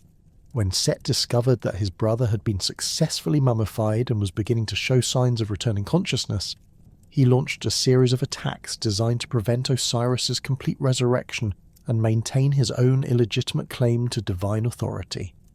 Set's assault on the embalming chamber where Osiris lay in state required Anubis to assume the role of active defender, using his supernatural strength and keen senses to detect and repel the various threats that endangered the resurrection process.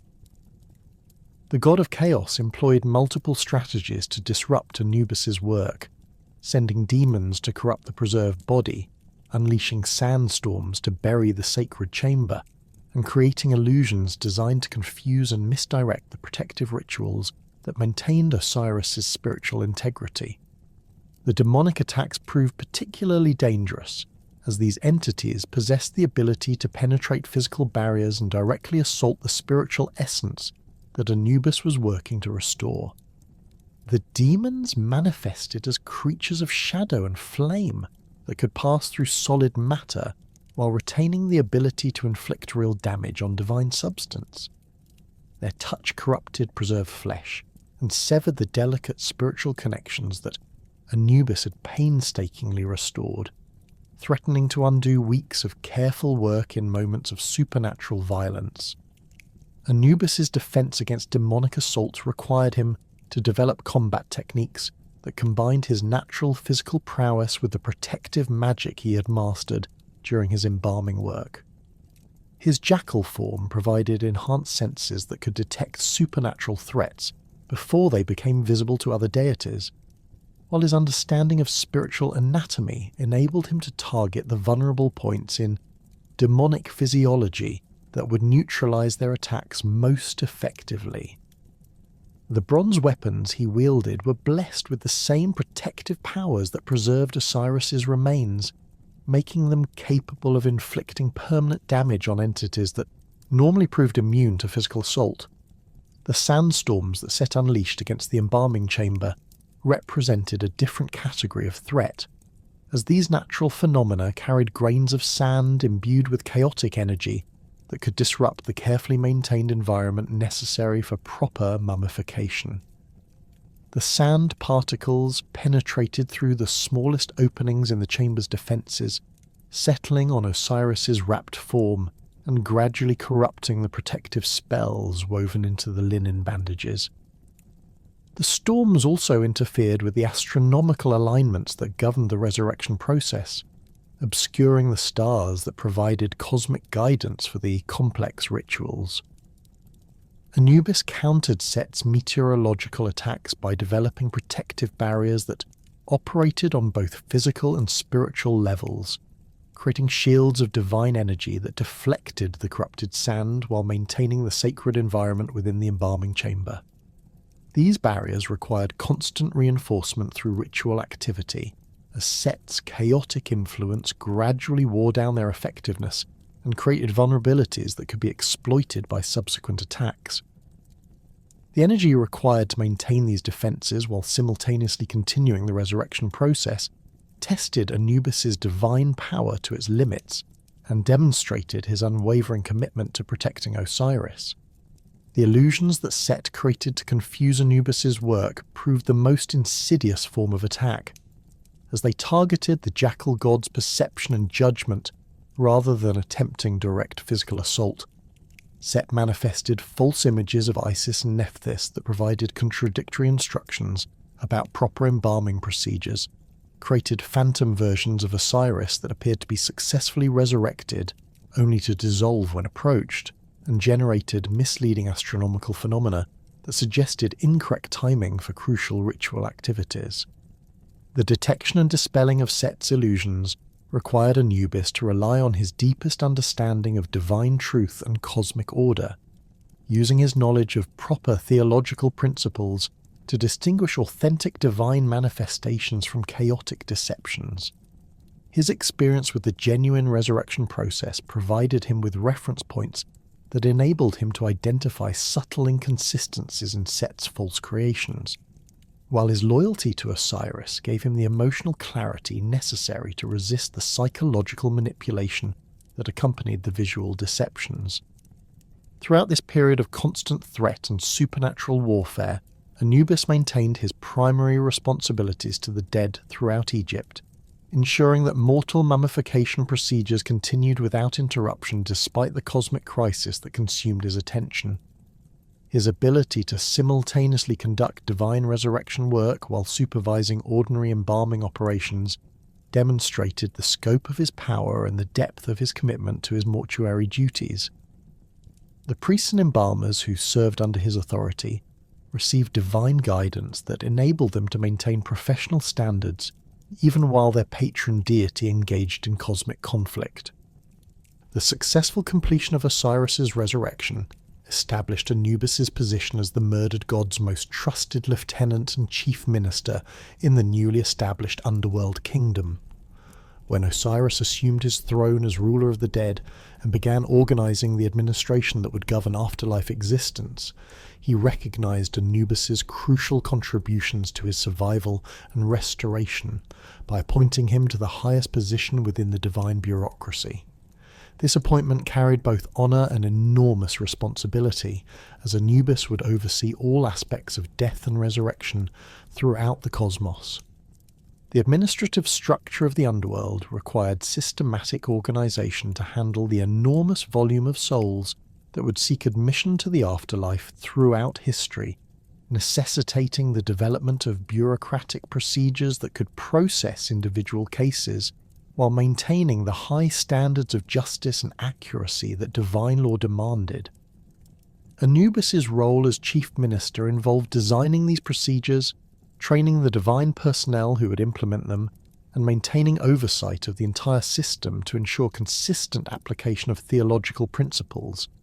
The establishment of judgment protocols required Anubis to codify the criteria that would determine each soul's fitness for eternal life, translating abstract moral principles into specific standards that could be applied consistently by the various divine officials who would evaluate deceased individuals. These protocols had to account for the enormous variety in human circumstances, cultural backgrounds, and personal challenges that would influence moral development during earthly existence, while maintaining absolute standards of justice that treated all souls with equal fairness regardless of their social status or material wealth. The training of underworld personnel presented unique challenges, as the deities and spirits who would staff the afterlife administration required specialized knowledge about human psychology, moral development, and the complex relationships between earthly conduct and spiritual worthiness. Anubis developed comprehensive educational programs that prepared divine officials for their responsibilities, teaching them to recognize the subtle signs of genuine repentance, the difference between circumstantial and intentional wrongdoing, and the proper procedures for handling exceptional cases that fell outside normal categories. The oversight functions that Anubis assumed as chief minister required him to monitor the performance of subordinate officials while maintaining direct involvement in the most important or complex cases that came before the underworld tribunal. His review of judgment decisions ensured that individual officials applied consistent standards and prevented the development of regional variations that might compromise the integrity of divine justice. The appeals process that he established provided mechanisms for correcting errors while maintaining the finality necessary for effective administration. The ritual reenactments of the Osirian mysteries that took place in temples throughout Egypt served to connect the living population with the divine drama of death and resurrection that governed their ultimate destiny, while providing Anubis with opportunities to maintain his influence over mortuary practices and religious education. These elaborate ceremonies, performed annually during the flood season when the Nile's waters symbolically reenacted Osiris's death and resurrection, required the participation of priests who wore masks representing various deities involved in the mythological events. The Anubis masks worn by participating priests were crafted according to strict specifications that ensured their ability to channel the jackal god's presence during the sacred ceremonies, creating temporary vessels through which divine power could manifest in the mortal world. These masks, carved from sacred wood and painted with pigments blessed through elaborate rituals, possess supernatural properties that enabled their wearers to perceive spiritual phenomena invisible to ordinary human senses. The transformation that occurred when priests donned these masks created a direct connection between the earthly ceremonies and the cosmic events they commemorated. The priests selected to portray Anubis underwent extensive preparation that included purification rituals, dietary restrictions, and intensive study of the theological principles underlying the Osirian mysteries, ensuring that their performance would accurately represent the divine activities being commemorated. The selection process favoured individuals who demonstrated exceptional knowledge of mortuary practices, strong moral character, and the psychological stability necessary to channel divine consciousness without losing their human identity. These priest actors served as living links between the mortal and divine realms during the ceremonial reenactments. The ceremonial procedures followed scripts derived from the actual events of Osiris's death and resurrection, with each participant performing actions that corresponded to their divine counterpart's role in the mythological drama. The priest portraying Anubis conducted mock embalming procedures on a symbolic representation of Osiris's body, demonstrating the sacred techniques while educating observers about the theological significance of proper mummification. These demonstrations served both religious and educational purposes, reinforcing public understanding of mortuary practices while maintaining the connection between earthly and divine activities. The audience participation in these temple ceremonies created opportunities for ordinary Egyptians to experience direct connection with the divine forces that would determine their afterlife fate, while providing Anubis with mechanisms for maintaining his influence over popular religious practices. The ceremonies included responsive prayers where participants could invoke Anubis's protection for their own eventual death and judgment, confession rituals that allowed individuals to acknowledge their moral failings while seeking divine forgiveness, and educational presentations that taught proper procedures for preparing for the afterlife journey. The sacred chambers of Anubis's temples resonated with the rhythmic chanting of priests as they performed the most crucial ceremony in Egyptian mortuary practice, the opening of the mouth ritual that restored the senses of the deceased and prepared them for their journey into the afterlife. This elaborate procedure, conducted by priests wearing carefully crafted Anubis masks that transformed them into earthly manifestations of the jackal god, required the precise manipulation of sacred implements that had been blessed through generations of religious use and maintained according to strict theological specifications. The Anubis masks worn during these ceremonies were masterworks of religious craftsmanship, carved from sycamore wood that had been seasoned for decades in temple workshops and painted with pigments mixed from minerals sacred to the god of the dead. The elongated snout, pointed ears, and alert expression captured the essential characteristics of the jackal, while incorporating symbolic elements that enhanced the wearer's spiritual connection to the deity. The interior of each mask was lined with linen strips inscribed with protective formulas that prevented the human priest from being overwhelmed by the divine consciousness he temporarily channeled during the ritual. The transformation that occurred when a priest donned the Anubis mask extended far beyond simple costume change, as the sacred object served as a conduit through which divine power flowed into the mortal world. The priest's voice deepened and took on otherworldly resonances that echoed through the temple chambers, while his movements became more deliberate and precise, reflecting the methodical nature of Anubis's own ritual activities. The mask's eye openings were positioned to alter the wearer's field of vision, creating a perspective that revealed spiritual phenomena normally invisible to human perception. The sacred adzes used in the opening of the mouth ceremony were forged from copper that had been mined from specific locations in the Sinai Peninsula, where the metal was believed to contain traces of divine essence deposited by the gods during the creation of the world. These tools, shaped like miniature hoes with curved blades set at precise angles to their wooden handles, possessed the supernatural ability to cut through spiritual barriers that prevented the deceased from accessing their full range of sensory capabilities in the afterlife. The cutting edge of each adze was sharpened to a degree that exceeded the capabilities of mortal craftsmen, achieving a fineness that could slice through metaphysical substances while leaving physical matter undisturbed. The ritual knives employed alongside the adzes were crafted from obsidian that had been collected from volcanic deposits and shaped through knapping techniques that incorporated religious formulas into the fracturing patterns of the stone. The volcanic glass produced edges sharper than any metal blade, while retaining the spiritual properties necessary for performing operations on souls rather than physical bodies. Each knife was unique, its specific shape and cutting characteristics determined by the natural fracture patterns of the obsidian and the skill of the priest craftsman who created it. The opening of the mouth ceremony began with the positioning of the mummy within a specially prepared chamber that had been purified through elaborate cleansing rituals and aligned with astronomical phenomena that enhanced the effectiveness of the spiritual restoration process. The chamber walls were decorated with scenes depicting Anubis performing the same procedures on Osiris, providing both theological justification for the ritual and visual guidance for the participating priests. The floor was marked with geometric patterns that corresponded to the spiritual anatomy of the deceased, ensuring that each ritual action would be performed at the correct location and with proper orientation.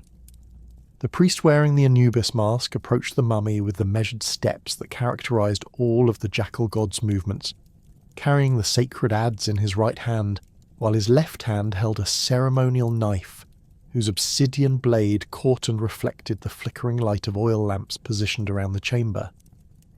The approach followed a predetermined path that spiraled inward toward the mummy, symbolizing the gradual focusing of divine attention on the specific individual being restored, while creating a protective barrier against malevolent forces that might seek to interfere with the proceedings.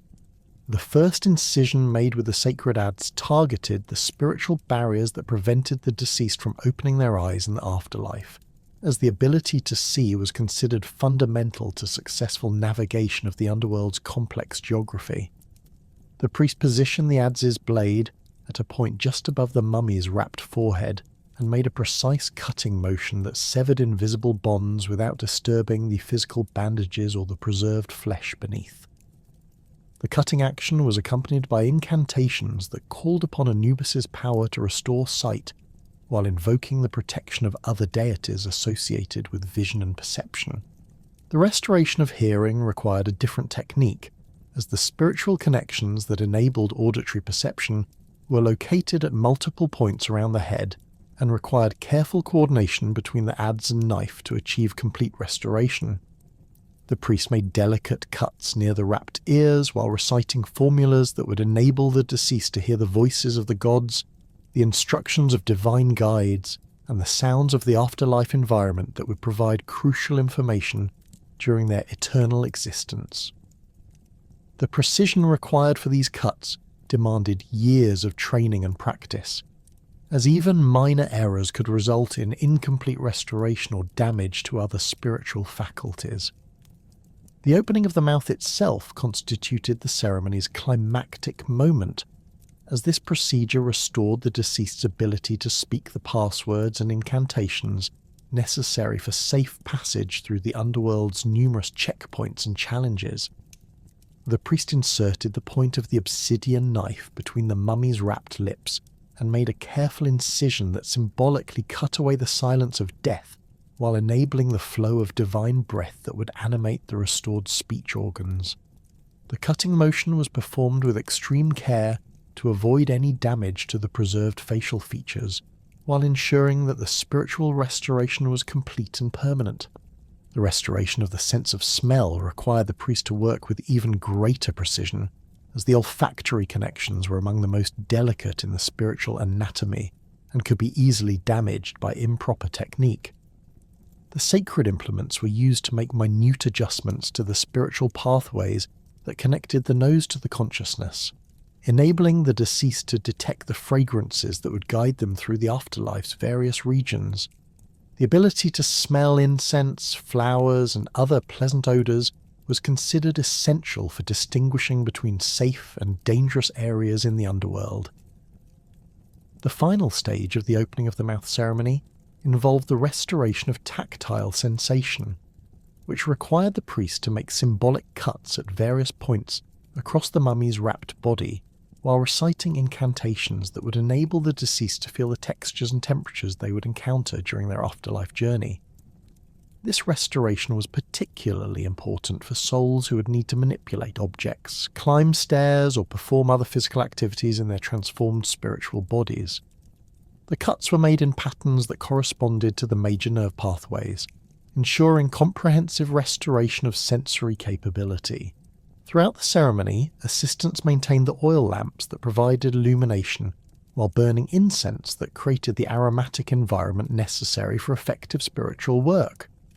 The specific fragrances used during opening of the mouth rituals included frankincense to invoke divine presence, myrrh to ensure proper preservation of the restored spiritual faculties, and kai-fi, a complex mixture of 16 different ingredients that created the perfect atmospheric conditions for communication between the mortal and divine realms.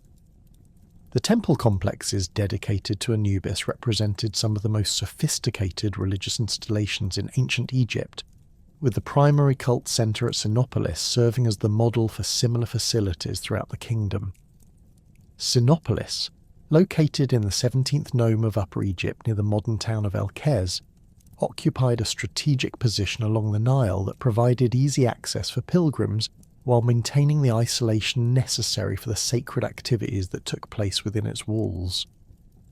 The city's very name, meaning City of Dogs, reflected its dedication to the canine deity and the central role that jackals and dogs played in its religious practices.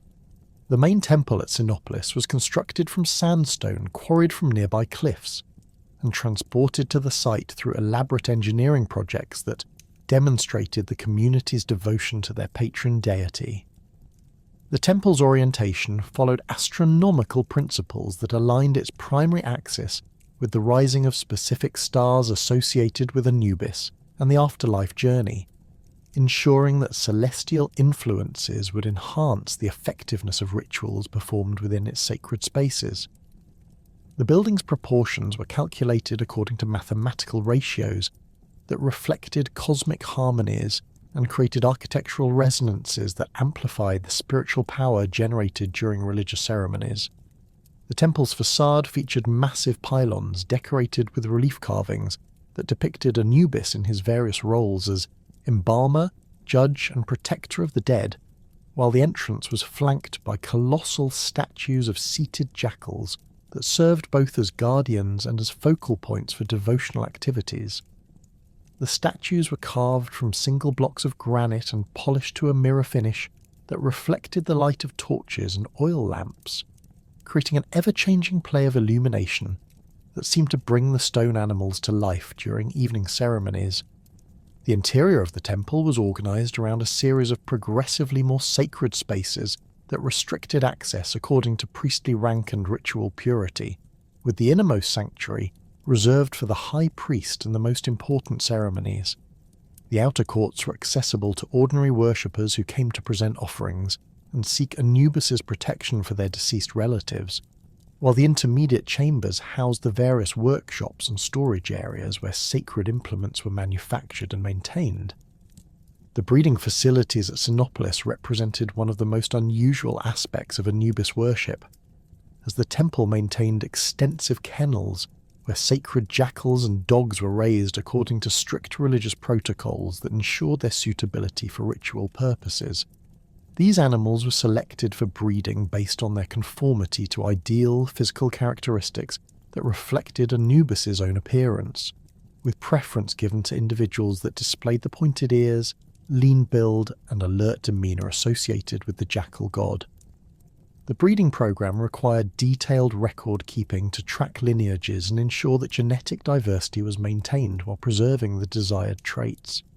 The sacred animals were housed in specially constructed buildings that provided comfortable living conditions while maintaining the ritual purity necessary for their religious functions. The kennels were built from materials that had been blessed through elaborate ceremonies, with floors made from stone that had been quarried from sacred sites, and walls decorated with protective symbols that would shield the animals from spiritual contamination. The facilities included exercise areas where the animals could maintain their physical fitness and socialization spaces where they could interact with their handlers and develop the calm temperament required for ceremonial participation. The daily care of the sacred animals involved feeding them diets that had been prepared according to religious specifications, with meat offerings that had been blessed by priests and supplemented with grains and vegetables grown in temple gardens. The animals received regular grooming that maintained their appearance while providing opportunities for handlers to assess their health and spiritual condition. Any animal that showed signs of illness or behavioural problems was immediately removed from the breeding program and provided with appropriate care until it recovered or died naturally. The mummification of sacred animals at Sinopolis followed procedures that paralleled those used for human remains, but incorporated modifications that took into account the different spiritual significance of animal versus human souls.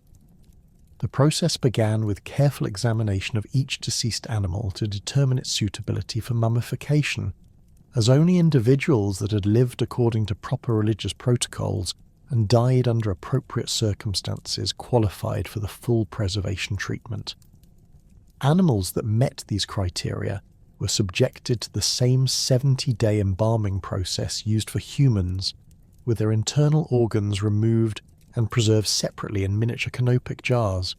The wrapping of mummified animals required specially trained priests who understood the different anatomical considerations involved in preserving canine remains, as the proportions and structural requirements differed significantly from those of human mummies. The linen bandages were applied in patterns that accommodated the animal's four-legged posture while providing the same level of protection and spiritual enhancement that characterized human mummification. The completed animal mummies were placed in wooden sarcophagi decorated with images of Anubis and inscribed with prayers for their eternal well-being. The burial of sacred animals took place in dedicated cemeteries located within the temple complex, where individual graves were marked with stelae that recorded the animals' names, lineages, and religious accomplishments during their lifetimes. These cemeteries were maintained according to the same standards as human burial grounds, with regular offerings presented at each grave and protective rituals performed to ensure the continued spiritual welfare of the deceased animals. The most distinguished animals received elaborate tomb structures that rivaled those of wealthy human burials, complete with decorated chambers and extensive grave goods. The daily temple rituals honouring Anubis followed a complex schedule that synchronized religious activities with the natural cycles of day and night, the phases of the moon, and the annual flooding of the Nile. These ceremonies began before dawn with purification rituals performed by the temple staff, who cleansed themselves through ritual bathing and donned the clean linen garments required for approaching the sacred spaces. The pre-dawn activities also included the preparation of offerings that would be presented throughout the day, with priests carefully selecting and blessing the food, drink and incense that would honour the jackal god. The morning offerings presented to Anubis consisted primarily of meat from animals that had been slaughtered according to religious protocols, with beef and fowl being the preferred proteins due to their associations with abundance and divine favour. The meat was prepared through cooking methods that enhanced its spiritual as well as nutritional value, with roasting over fires kindled from specific types of wood that produced aromatic smoke pleasing to the deity. The cooked meat was arranged on golden platters and presented on altars positioned before the god's statue, where it remained for prescribed periods before being distributed to the priests and temple staff. The bread offerings included loaves baked from wheat flour that had been ground from grain grown in temple fields and blessed through agricultural rituals that ensured its spiritual purity. The bread was shaped into forms that held symbolic significance, including loaves moulded to resemble the hieroglyphic symbols associated with Anubis and his various functions. The baking process incorporated religious formulas recited during the mixing and kneading of dough, while the ovens were blessed before each use to ensure that the finished products would be acceptable to the deity. The beer presented as liquid offerings was brewed from barley that had been cultivated using agricultural techniques blessed by priests of Osiris, whose connection to grain and fertility made him the appropriate deity to oversee the production of alcoholic beverages used in religious contexts. The brewing process followed ancient recipes that produced beer with specific alcohol content and flavour characteristics that were believed to be particularly pleasing to Anubis. The finished beer was stored in ceramic vessels decorated with the jackal god's image and sealed with clay stoppers that bore the temple's official markings. The burning of incense during daily rituals created aromatic environments that facilitated communication between the mortal and divine realms, while demonstrating the worshipper's devotion through the sacrifice of valuable materials. The incense used in Anubis temples included frankincense imported from the land of Punt, myrrh from Arabian trading partners, and locally produced kaifi that combined multiple aromatic substances into complex fragrances that were believed to carry prayers directly to the god's attention. The incense was burned in bronze censers that had been crafted specifically for temple use and decorated with scenes depicting Anubis receiving offerings from devoted worshippers. The recitation of hymns praising Anubis's protective powers formed the vocal component of daily worship, with trained chanters performing compositions that had been passed down through generations of religious practitioners. These hymns were written in classical Egyptian that preserved archaic forms and vocabulary that enhanced their spiritual effectiveness while connecting contemporary worship with ancient traditions. The musical accompaniment included drums, sistrums, and other percussion instruments that created rhythmic patterns believed to resonate with cosmic frequencies that attracted divine attention. The priestly hierarchies serving Anubis reflected the complex administrative requirements of maintaining major religious institutions, while ensuring that all ritual activities were performed according to proper theological standards. The high priest, known by the title Greatest of Seers of Anubis, occupied the pinnacle of this hierarchy and bore ultimate responsibility for all aspects of temple administration and religious practice. This individual was selected through a combination of hereditary succession and demonstrated competence in religious knowledge, with candidates required to pass extensive examinations that tested their understanding of mortuary theology, ritual procedures, and administrative skills. The high priest's duties included the performance of the most important ceremonies, particularly those involving the god's statue during major festivals, and the consecration of new priests entering the temple service. During these ceremonies, the high priest wore an elaborate Anubis mask that had been crafted specifically for his use, and blessed through rituals that enhanced its power to channel divine consciousness. The mask was made from precious materials including gold leaf applied over carved wood, with inlaid gems that represented the stars associated with Anubis's celestial aspects. The second tier of the priestly hierarchy consisted of senior priests who specialized in different aspects of temple operations, including the overseer of mysteries, who supervised the most secret rituals, the controller of the sacred animals who managed the breeding and care programs, and the master of embalming who oversaw the mummification services provided to wealthy patrons. These specialists underwent years of training in their particular areas of expertise, while maintaining competence in general religious knowledge that qualified them to assist with major ceremonies when required. The embalmers who carried out Anubis's sacred work occupied a unique position within the temple hierarchy, as their direct involvement with the dead required them to maintain higher levels of ritual purity than ordinary priests while developing specialized technical skills that were essential for proper mummification procedures. These individuals served apprenticeships that lasted for decades under the supervision of master embalmers who passed down the closely guarded secrets of their craft through direct instruction and hands-on practice. The most skilled embalmers were capable of performing mummifications that rivaled those described in mythological accounts of Anubis's own work on Osiris. The training of embalmers began with instruction in human anatomy that enabled them to locate and remove internal organs without damaging the body's structural integrity or spiritual connections.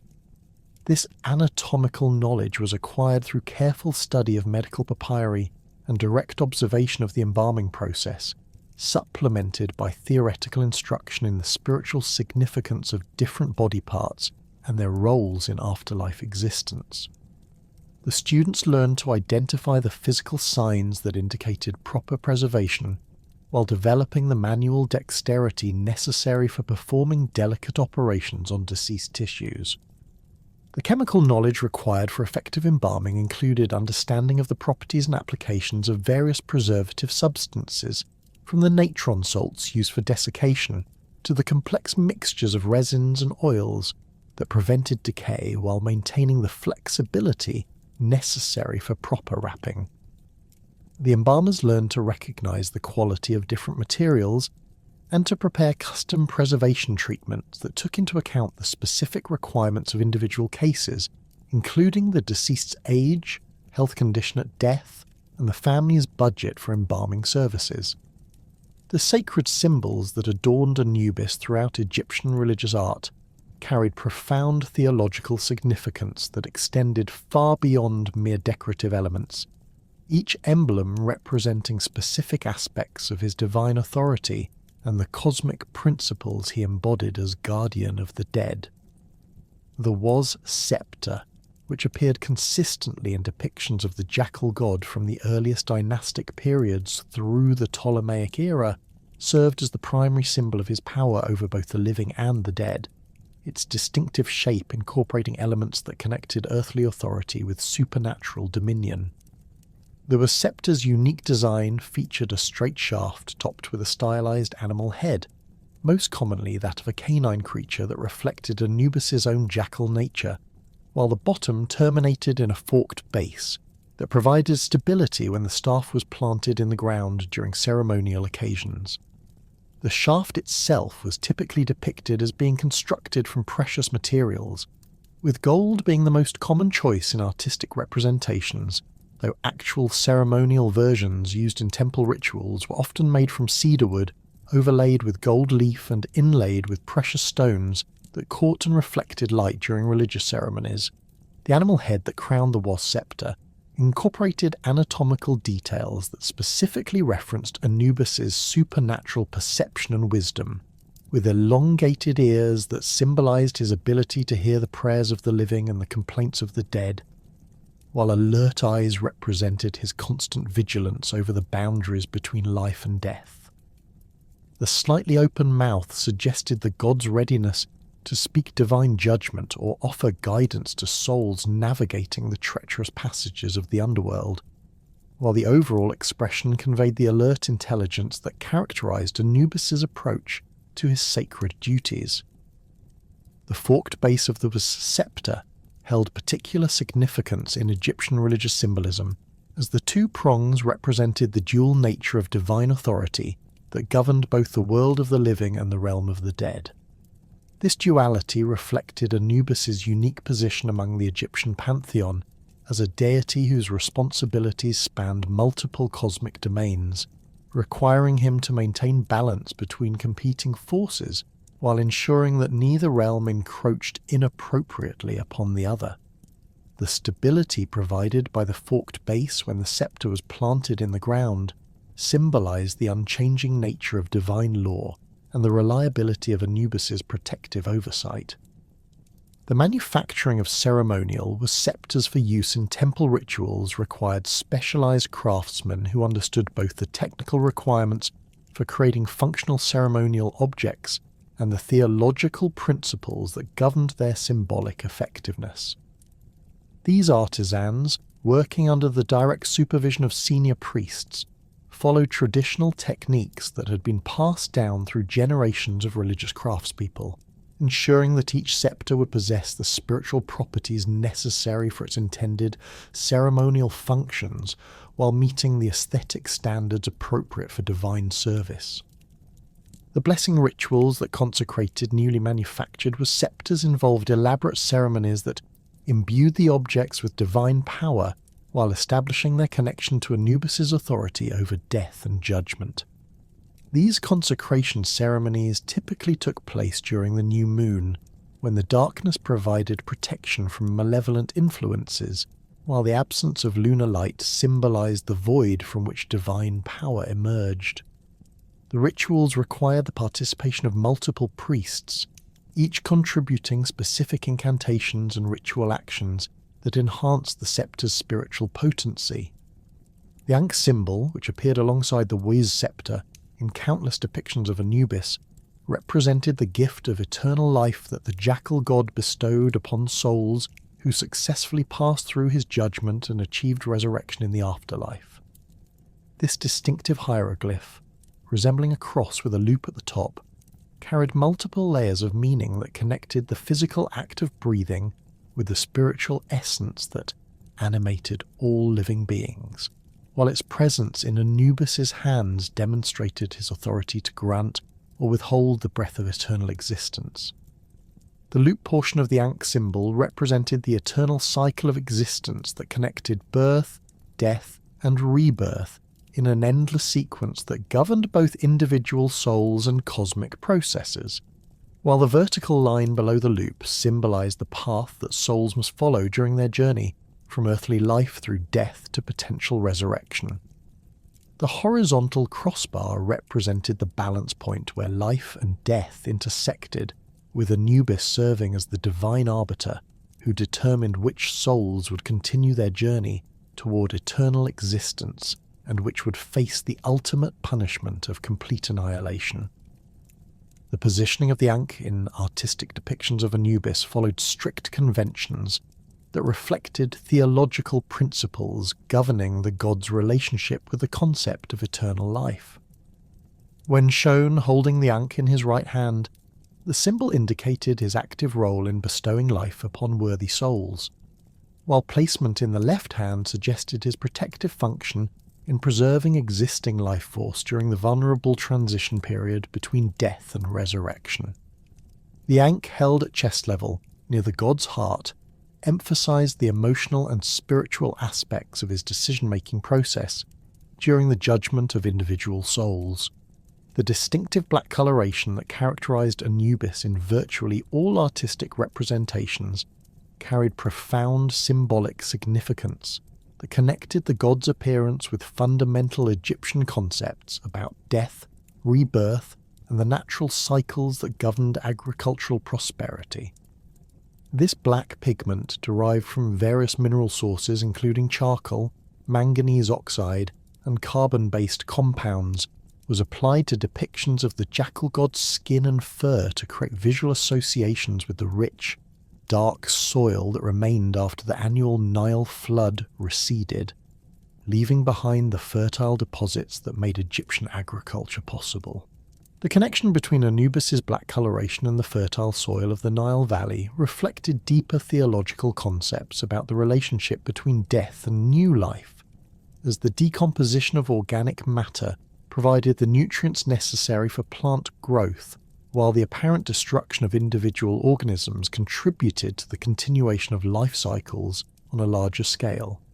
This symbolism reinforced Anubis's role as a deity who facilitated positive transformation, rather than simply presiding over decay and destruction, presenting death as a necessary stage in the process of achieving eternal existence, rather than an ultimate termination of consciousness.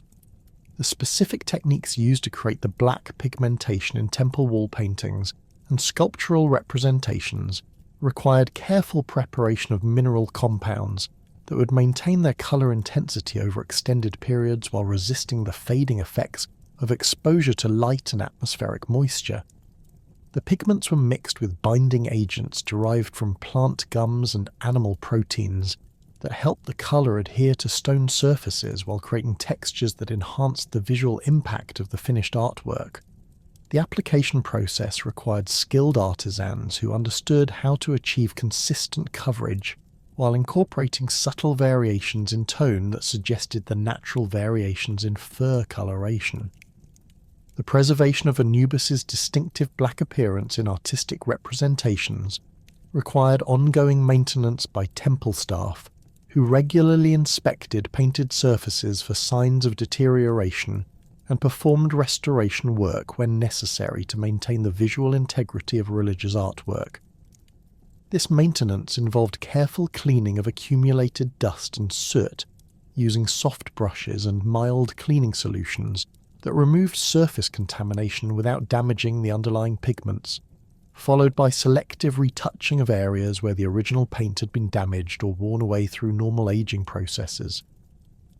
The epithets and titles associated with Anubis throughout Egyptian religious literature revealed different aspects of his divine nature and the various functions he performed within the cosmic order, with each designation reflecting specific theological concepts that helped worshippers understand the scope of his authority and the appropriate circumstances for invoking his protection or assistance.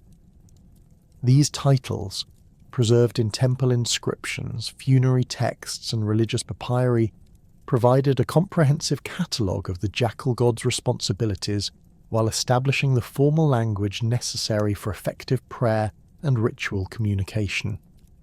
The title "He Who Is Upon His Mountain" referenced Anubis's dominion over the elevated desert regions, where Egyptian cemeteries were typically located, emphasizing his role as guardian of the geographical boundaries that separated the world of the living from the domain of the dead. This epithet carried both literal and metaphorical significance, as the physical elevation of burial sites above the Nile Valley floor provided practical protection from flooding, while the symbolic height represented the spiritual ascension that souls achieved through successful navigation of the afterlife journey under Anubis's guidance. The mountain imagery associated with this title connected Anubis's protective function with ancient Egyptian concepts about sacred geography and the cosmic significance of elevated locations, where proximity to the celestial realm enhanced the effectiveness of religious activities while providing natural defensive positions against earthly and supernatural threats. The mountain also represented stability and permanence, qualities that were essential for maintaining the security of burial sites over the extended periods necessary for the deceased to complete their transformation into blessed spirits.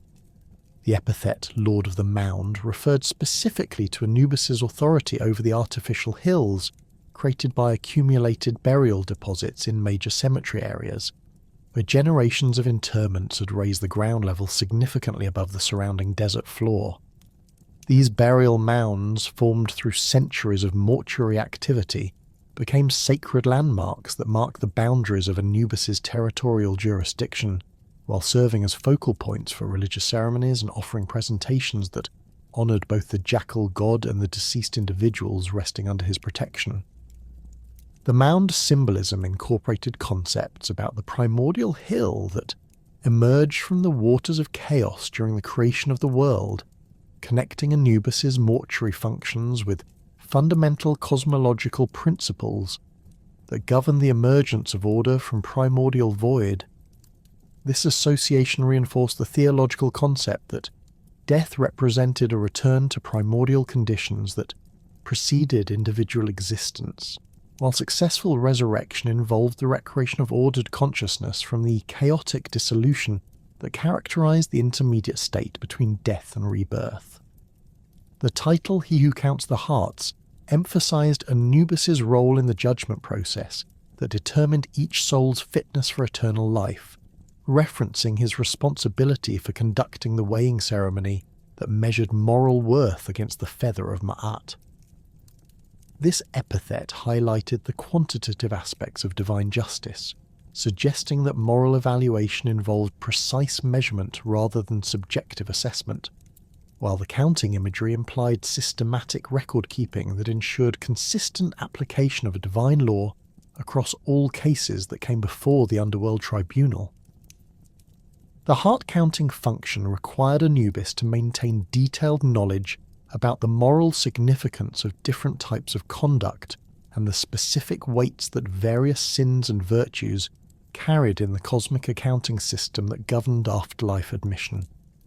This responsibility demanded not only technical expertise in operating the divine scales, but also comprehensive understanding of human psychology and the complex relationships between intention, action, and moral consequence that determined individual accountability for earthly behaviour. The divine regalia that adorned Anubis in formal religious contexts incorporated elements that marked his elevated status within the Egyptian pantheon, while distinguishing him from other deities through symbols that specifically referenced his mortuary functions and judicial authority. The pharaonic beard that appeared in many depictions of the jackal god represented his participation in the divine kingship that governed cosmic order, while its distinctive braided construction and curved shape followed conventions established for depicting royal and divine authority in Egyptian art. The pharaonic beard worn by Anubis typically appeared as a carefully braided construction that extended from the god's chin in a graceful curve that terminated in a decorative knot or tassel, with the entire structure held in place by straps that connected to a ceremonial headdress or crown. The braiding pattern incorporated symbolic elements that referenced the god's specific functions, with a number of individual strands corresponding to numerological concepts that held religious significance, while the overall length and curvature followed mathematical proportions that reflected cosmic harmonies. The materials used to construct ceremonial versions of the pharaonic beard for use in temple rituals included precious metals, particularly gold and electrum, that were shaped into thin wires and woven together to create flexible structures that could be worn comfortably during extended ceremonial activities. The metallic construction provided durability while creating visual effects that enhanced the wearer's divine appearance, as the polished surfaces caught and reflected light in patterns that seemed to animate the beard with supernatural life during torchlit ceremonies. The elaborate collar necklaces that adorned Anubis in artistic representations served both decorative and protective functions, incorporating amulets and symbolic elements that enhanced the god's spiritual power, while creating visual displays that demonstrated his elevated status within the divine hierarchy. These collars, known as vesech in Egyptian terminology, consisted of multiple rows of beads, pendants, and decorative elements arranged in patterns that followed strict artistic conventions while incorporating personal variations that distinguished individual deities from one another. The construction of ceremonial collar necklaces for use in Anubis worship required skilled jewelers who understood both the technical requirements for creating wearable ornaments and the theological principles that governed the selection and arrangement of symbolic elements. The beads used in these collars were typically made from semi-precious stones, including carnelian, lapis lazuli, and turquoise, each material chosen for its specific colour symbolism and supposed magical properties that would enhance the wearer's connection to divine power. The arrangement of elements within the collar necklaces followed mathematical patterns that reflected cosmic order while incorporating protective symbols that would shield the wearer from supernatural threats. The outermost rows typically featured larger beads or pendants that created bold visual statements, while the inner rows contained smaller elements that provided detailed symbolic content. The overall effect created layered displays of colour and texture that enhanced the visual impact of ceremonial costumes, while serving practical functions in religious rituals. The ceremonial flail that appeared alongside the sceptre and ankh in depictions of Anubis represented the god's authority to punish wrongdoers while maintaining cosmic order through the application of divine justice.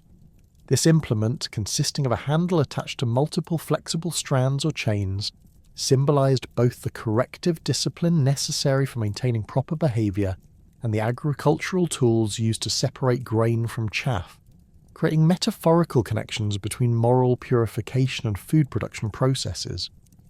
The construction of ceremonial flails for temple use involved careful selection of materials that would provide the flexibility necessary for symbolic striking motions while maintaining the durability required for repeated ceremonial use. The handles were typically made from hardwood that had been seasoned and treated to prevent cracking or warping, while the flexible elements consisted of leather strips or metal chains that could move freely without becoming tangled during ritual activities. The sacred animals associated with Anubis worship, particularly jackals and domesticated dogs, served multiple functions within the religious system that honoured the god while providing practical services that supported temple operations and community needs. The jackals, which maintained their wild nature while accepting limited human contact, represented the untamed aspects of death and the supernatural forces that operated beyond human control, while the domesticated dogs symbolized the protective relationship between divine power and human society. The jackal populations that lived in and around Anubis temple complexes were carefully monitored by priestly staff who provided supplemental feeding during times when natural prey was scarce, while avoiding excessive intervention that might alter the animal's natural behaviours and spiritual significance. These wild jackals served as living embodiments of the god's presence within the temple grounds, their nocturnal activities and territorial behaviours providing ongoing demonstrations of the principles that governed Anubis's protective functions.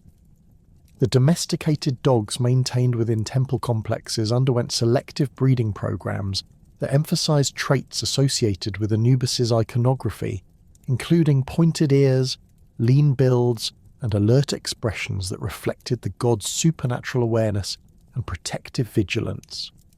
These animals participated directly in religious ceremonies, where their presence enhanced the spiritual atmosphere, while their trained behaviours demonstrated the harmony that could exist between divine and mortal realms when proper relationships were maintained through religious observance and moral conduct. The breeding programs for sacred animals required extensive record-keeping systems that tracked bloodlines across multiple generations, while monitoring the health and behavioural characteristics that qualified individual animals for specific ceremonial roles. The temple scribes maintained detailed genealogical charts that documented breeding pairs, offspring survival rates, and the particular traits that emerged in different lineages, ensuring that the genetic diversity necessary for healthy populations was preserved while selecting for the physical and temperamental qualities that made animals suitable for religious service. The discovery of adultery through supernatural senses became one of the most celebrated demonstrations of Anubis's divine justice, establishing his reputation as the detector of moral corruption, who could perceive hidden transgressions that escaped ordinary observation. The myth originated during a period when the cosmic order faced threats from deities who violated their sacred obligations, creating instability that threatened to undermine the fundamental principles governing divine relationships and their earthly reflections in human society. The supernatural senses that enabled Anubis to detect moral corruption operated through mechanisms that transcended ordinary perception, allowing him to perceive the spiritual emanations that accompanied various forms of wrongdoing. his enhanced olfactory capabilities could detect the distinctive scents that accompanied guilt, fear, and deception, while his acute hearing enabled him to perceive the subtle changes in heartbeat and breathing patterns that revealed emotional disturbance even when individuals maintained outward composure. These abilities, combined with his supernatural vision that could perceive auras and spiritual emanations invisible to other beings, made concealment of wrongdoing virtually impossible in his presence.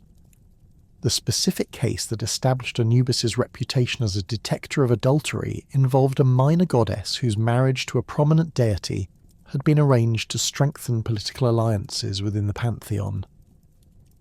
The goddess, whose name was deliberately obscured in later retellings to protect her family's reputation, had entered into a clandestine relationship with another divine being while maintaining the appearance of marital fidelity. The deception continued for several years, during which the adulterous pair believed their secret was perfectly concealed from divine and mortal observation. Anubis first detected the adultery during a formal gathering where the goddess and her secret lover were present alongside her legitimate husband, creating a complex web of emotional tensions that generated distinctive spiritual emanations perceptible only to beings with supernatural senses. The goddess's attempts to appear normally affectionate toward her husband, while suppressing her true feelings for her lover, created internal conflicts that manifested as subtle but detectable changes in her spiritual aura. The lover's efforts to maintain appropriate social distance while experiencing intense emotional attraction produced similar disturbances that Anubis's enhanced perception could easily identify. The jackal god's initial observations required careful verification before any accusations could be made, as divine justice demanded absolute certainty when dealing with charges that could destroy reputations and destabilize important political relationships. Anubis employed his supernatural abilities to conduct discreet surveillance of the suspected individuals, tracking their movements during private moments when they believed themselves unobserved. His nocturnal nature provided perfect cover for these investigations, as his ability to move silently through darkness while maintaining perfect awareness of his surroundings allowed him to gather irrefutable evidence without alerting the guilty parties to his scrutiny. The evidence that Anubis collected included detailed observations of secret meetings between the adulterous pair, documentation of their efforts to coordinate alibis that would explain their simultaneous absences from public events, and recordings of intimate conversations that reveal the depth of their emotional attachment and their contempt for the deceived husband. The jackal god's perfect memory preserved every detail of these observations, creating a comprehensive case file that would support formal charges when the appropriate moment arrived for public revelation. The timing of Anubis's revelation was carefully calculated to maximize the impact of divine justice, while minimizing collateral damage to innocent parties who might be affected by the scandal. He chose to make his accusations during a major religious festival when the entire pantheon was assembled for ceremonial activities, ensuring that the charges would receive maximum attention while providing opportunities for immediate investigation and judgment. The public setting also prevented the accused parties from attempting to flee or destroy evidence that might support their defense. The formal accusation that Anubis presented to the assembled deities followed legal protocols that ensured fair treatment for all parties while maintaining the dignity appropriate for divine proceedings. He began by requesting permission to address the gathering on matters of cosmic justice, establishing his authority to bring charges while acknowledging the jurisdiction of higher-ranking deities who would ultimately judge the case. The presentation of evidence proceeded methodically, with each piece of proof carefully explained and its significance demonstrated through logical argument that left no room for reasonable doubt. The reaction of the accused goddess revealed the accuracy of Anubis's detection abilities, as her initial denials quickly crumbled under the weight of irrefutable evidence, while her emotional state deteriorated in ways that confirmed her guilt to all observers. Her lover's attempts to protect her through false testimony and misdirection only strengthened the case against both parties, as Anubis's supernatural perception easily detected the deception in their statements while identifying additional evidence that had not been previously revealed. The divine punishment that followed Anubis's successful prosecution established precedents for dealing with similar cases of moral corruption within the pantheon, while demonstrating the consequences that awaited deities who violated their sacred obligations. The adulterous goddess faced exile from her position and loss of her divine privileges, while her lover received similar punishment, along with additional penalties that reflected his role in initiating the forbidden relationship. The deceived husband received compensation for his humiliation and was granted additional authority that restored his standing within the divine hierarchy. The establishment of Anubis's role as detector of moral corruptions extended beyond this specific case to encompass ongoing surveillance of divine behavior and intervention in situations where cosmic order faced threats from ethical violations. His reputation for uncovering hidden wrongdoing created a deterrent effect that discouraged potential transgressors, while reassuring law-abiding deities that justice would prevail despite attempts at concealment or misdirection. The protection of innocent souls from false accusations became another crucial aspect of Anubis's divine justice, as his supernatural perception enabled him to distinguish between genuine guilt and the appearance of wrongdoing that might result from circumstantial evidence or deliberate deception by actual perpetrators. The complex nature of moral evaluation required careful analysis of intentions, circumstances, and consequences that went beyond simple observation of actions to encompass the full context that determined individual accountability. The divine wisdom that Anubis employed in evaluating accusations combined his supernatural senses with comprehensive knowledge of moral law and human psychology, enabling him to perceive the subtle distinctions between different types of wrongdoing and the various factors that might mitigate or aggravate individual responsibility.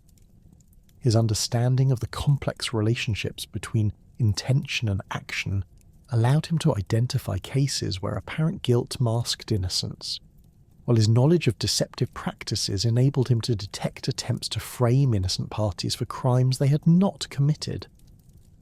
The specific case that demonstrated Anubis's ability to protect innocent souls involved a mortal individual who had been accused of stealing sacred objects from a temple, with circumstantial evidence that appeared to support the charges while concealing the true identity of the actual perpetrator.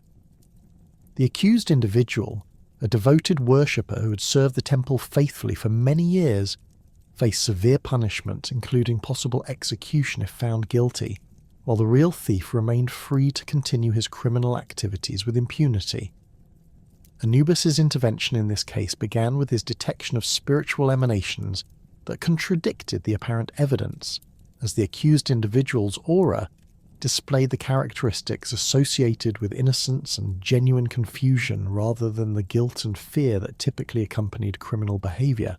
The jackal god's supernatural senses also detected traces of deceptive magic that had been used to manipulate the physical evidence, creating false indicators that implicated an innocent person while concealing the actual perpetrator's involvement. The investigation that Anubis conducted to uncover the truth required him to employ his full range of supernatural abilities while working within the legal constraints that govern divine intervention in mortal affairs. His nocturnal surveillance of the temple complex revealed the presence of an individual whose spiritual emanations indicated guilt and deception, while his enhanced perception detected magical residues that connected this person to the missing sacred objects. The careful documentation of this evidence required patience and precision, as any errors in the investigation could result in continued injustice for the innocent accused party. The revelation of the true perpetrator's identity exposed a complex scheme that involved not only theft, but also deliberate framing of an innocent individual through the use of magical manipulation and false testimony. The actual thief, a disgruntled former temple employee who sought revenge against the religious institution that had dismissed him for previous misconduct, had used his knowledge of temple procedures and his access to magical resources to create convincing false evidence while concealing his own involvement in the crime. The exoneration of the innocent accused individual required Anubis to present his evidence in a manner that would be accepted by mortal legal authorities while maintaining the secrecy necessary to protect his divine identity and methods. He chose to work through dreams and omens that guided human investigators to discover the truth through their own efforts, providing subtle guidance that led them to the evidence necessary for clearing the innocent party while exposing the real criminal's guilt. The protection that Anubis provided extended beyond simple exoneration to encompass ongoing surveillance that ensured the innocent individual's safety from retaliation by the exposed criminal and his associates.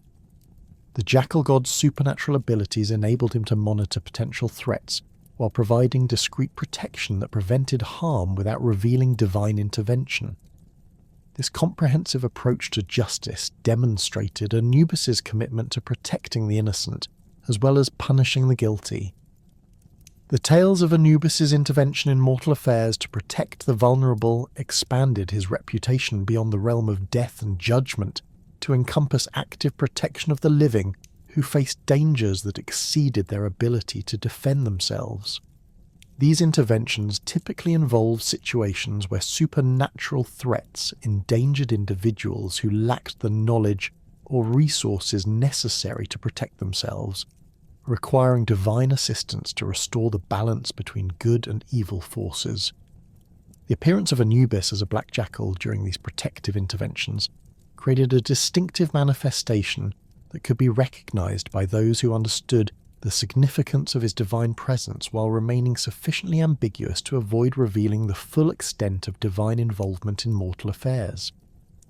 The black jackal form provided perfect camouflage for nocturnal activities, while offering the physical capabilities necessary for tracking, surveillance, and direct intervention when circumstances required immediate action to prevent harm to innocent individuals. The guidance of lost travellers represented one of the most common forms of protective intervention, as the desert regions surrounding Egyptian settlements posed numerous dangers to individuals who became separated from established routes or lost their way during sandstorms or other adverse conditions. The vast expanses of seemingly identical terrain could disorient even experienced travellers, while the extreme temperatures and lack of water sources created life-threatening situations that required immediate assistance for survival. Anubis's supernatural senses enabled him to detect distressed travellers across enormous distances, while his intimate knowledge of desert geography allowed him to identify the most efficient routes to safety, even under conditions that would confuse ordinary guides. His jackal form provided the speed and endurance necessary to reach endangered individuals quickly, while offering the tracking abilities needed to follow their wandering paths through terrain that left few visible signs of passage. The assistance that Anubis provided to lost travellers typically involved subtle guidance that led them toward water sources, established routes, or settlements where they could find safety and assistance. His interventions were carefully designed to appear as natural phenomena or fortunate coincidences rather than obvious divine assistance, preserving the mystery that surrounded supernatural protection while ensuring that the rescued individuals could return to their communities without facing skepticism or accusations of fabricating their experiences. The defense of the defenseless against human predators required more direct intervention, as these situations involved deliberate threats from individuals who possess sufficient knowledge and resources to recognize and counter subtle forms of divine assistance. Bandits, slave traders, and other criminals who preyed upon vulnerable travellers often possessed magical protections or supernatural allies that neutralized ordinary forms of divine intervention, requiring Anubis to employ more aggressive tactics that demonstrated his superior power while protecting innocent victims. The black jackal manifestation provided perfect cover for these more direct interventions, as the appearance of a large predator in areas where such animals were known to exist created plausible explanations for the sudden disappearance or incapacitation of criminal actors, The supernatural strength and speed that Anubis possessed in his jackal form enabled him to overpower multiple opponents simultaneously, while his divine nature made him immune to the weapons and magical defences that criminals might employ against ordinary animals.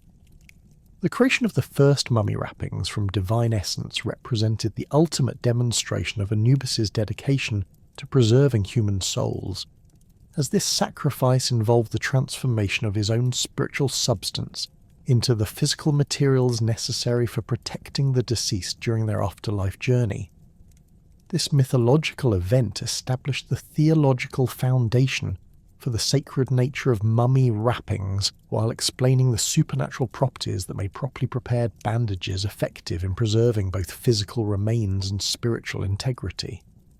The circumstances that prompted this ultimate sacrifice arose during a period when the supply of suitable linen for mummification had been disrupted by natural disasters and political conflicts that prevented access to the flax fields and weaving centres that normally provided materials for mortuary use.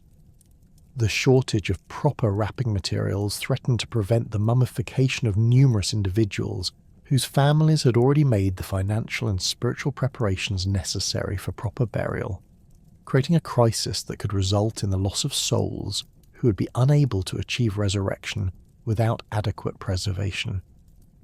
The divine essence that Anubis transformed into mummy wrappings possessed supernatural properties that exceeded the protective capabilities of ordinary linen, creating bandages that could maintain their integrity for unlimited periods while providing enhanced protection against both physical decay and spiritual corruption. The transformation process required the jackal god to sacrifice portions of his own immortal substance, reducing his personal power while creating materials that would benefit countless mortal souls throughout Egyptian history. The weaving of divine essence into physical form required techniques that transcended ordinary textile production, as the spiritual substance had to be stabilized and given material properties while retaining the supernatural characteristics that made it superior to conventional materials. Anubis employed cosmic forces and divine knowledge to accomplish this transformation, creating a precedent for the magical enhancement of mortuary materials that would influence embalming practices throughout Egyptian civilization. The distribution of these divinely created mummy wrappings established protocols for ensuring that the sacred materials reached the individuals who needed them most urgently while maintaining the quality standards necessary for effective preservation. Anubis personally supervised the allocation process, using his supernatural perception to identify cases where ordinary materials would prove inadequate, while ensuring that his sacrifice would provide maximum benefit to the greatest number of souls seeking resurrection.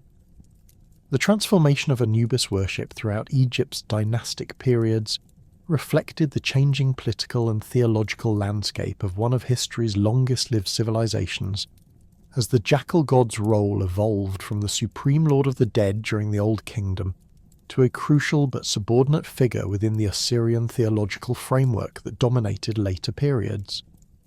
This evolution demonstrated the remarkable adaptability of Egyptian religious thought, while preserving the essential functions that made Anubis indispensable to mortuary practice, regardless of shifting theological emphasis.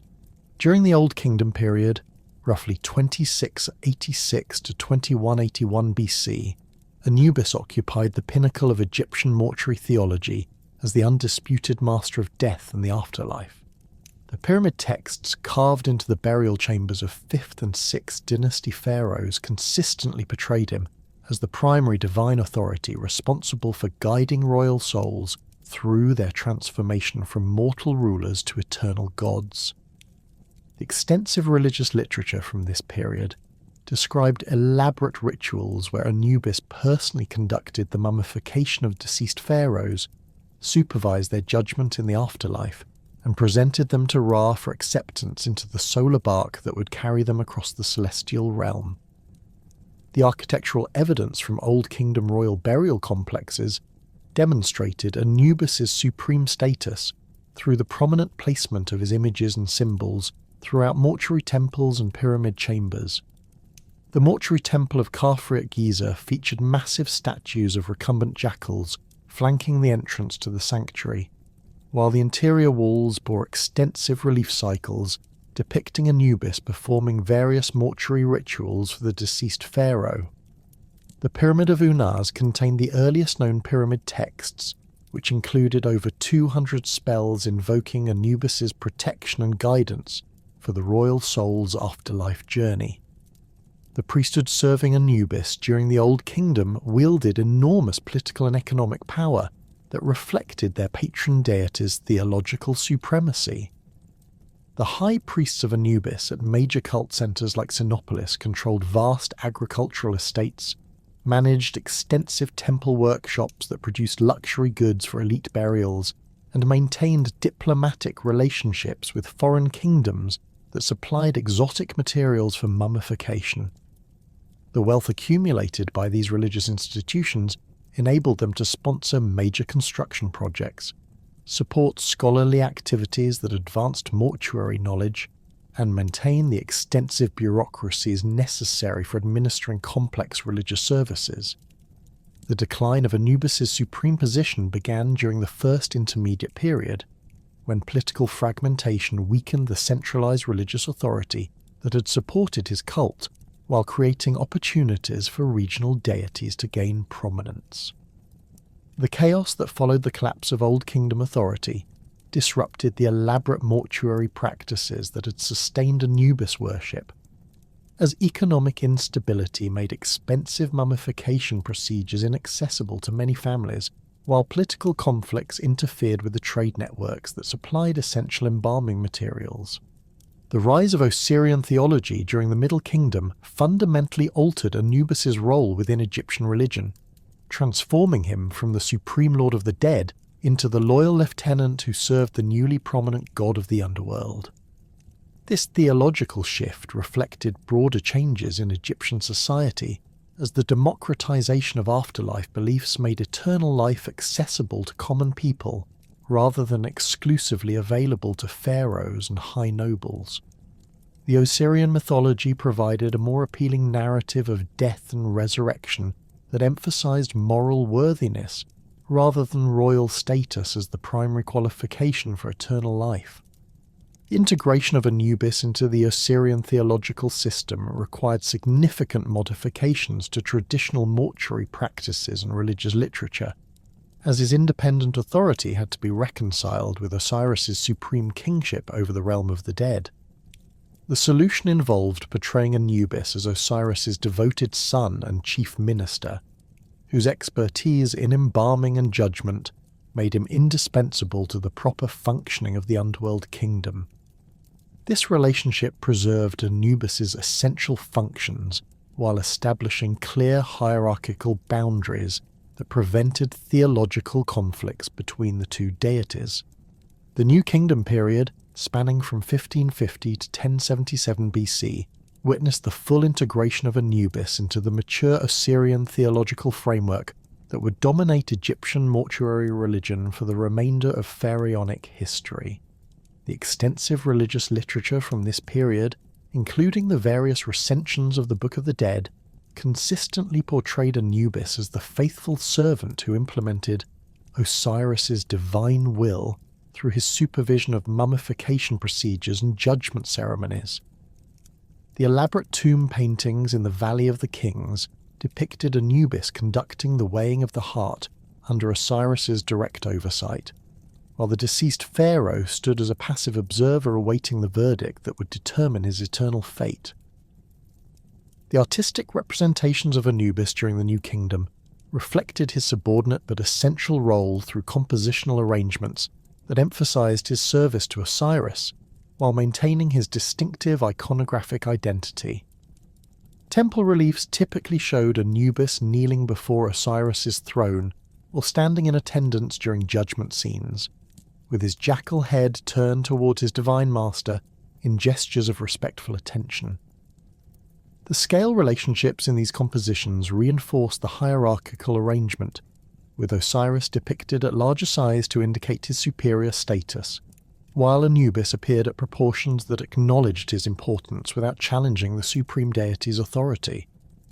The regional variations in Anubis worship across Egypt's diverse geographical and cultural landscape reflected local traditions and political circumstances that influenced religious practice despite the centralizing tendencies of pharaonic administration. Upper Egyptian communities, particularly in the southern regions around Aswan and Elephantine, maintained stronger emphasis on Anubis's role as divine judge and arbiter of moral worthiness, reflecting cultural values that prioritize personal responsibility and ethical conduct in determining afterlife destiny.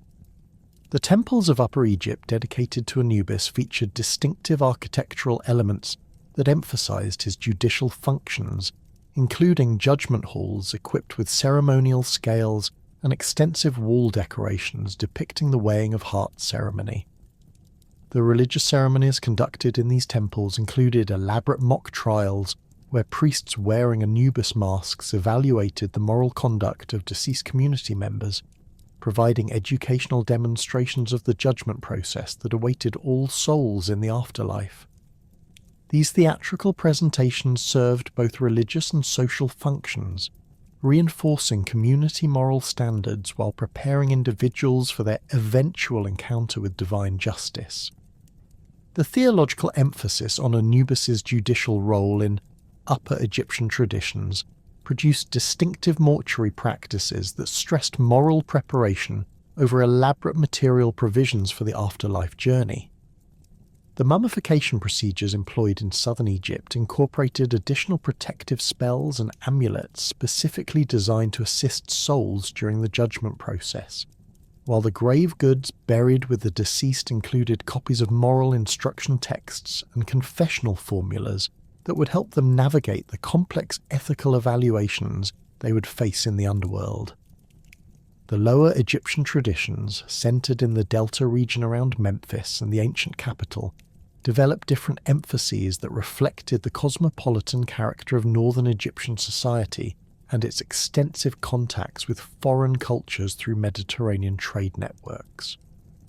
The communities of Lower Egypt focused more heavily on Anubis's protective functions, portraying him as the vigilant guardian who defended Egyptian souls against the foreign demons and malevolent spirits that threatened travelers and merchants engaged in international commerce. The temples of Lower Egypt incorporated architectural features that emphasized Anubis's protective role, including massive gateway sculptures of recumbent jackals that served as guardians against supernatural threats, while the interior chambers contained extensive collections of protective amulets and magical implements designed to ward off foreign spiritual influences.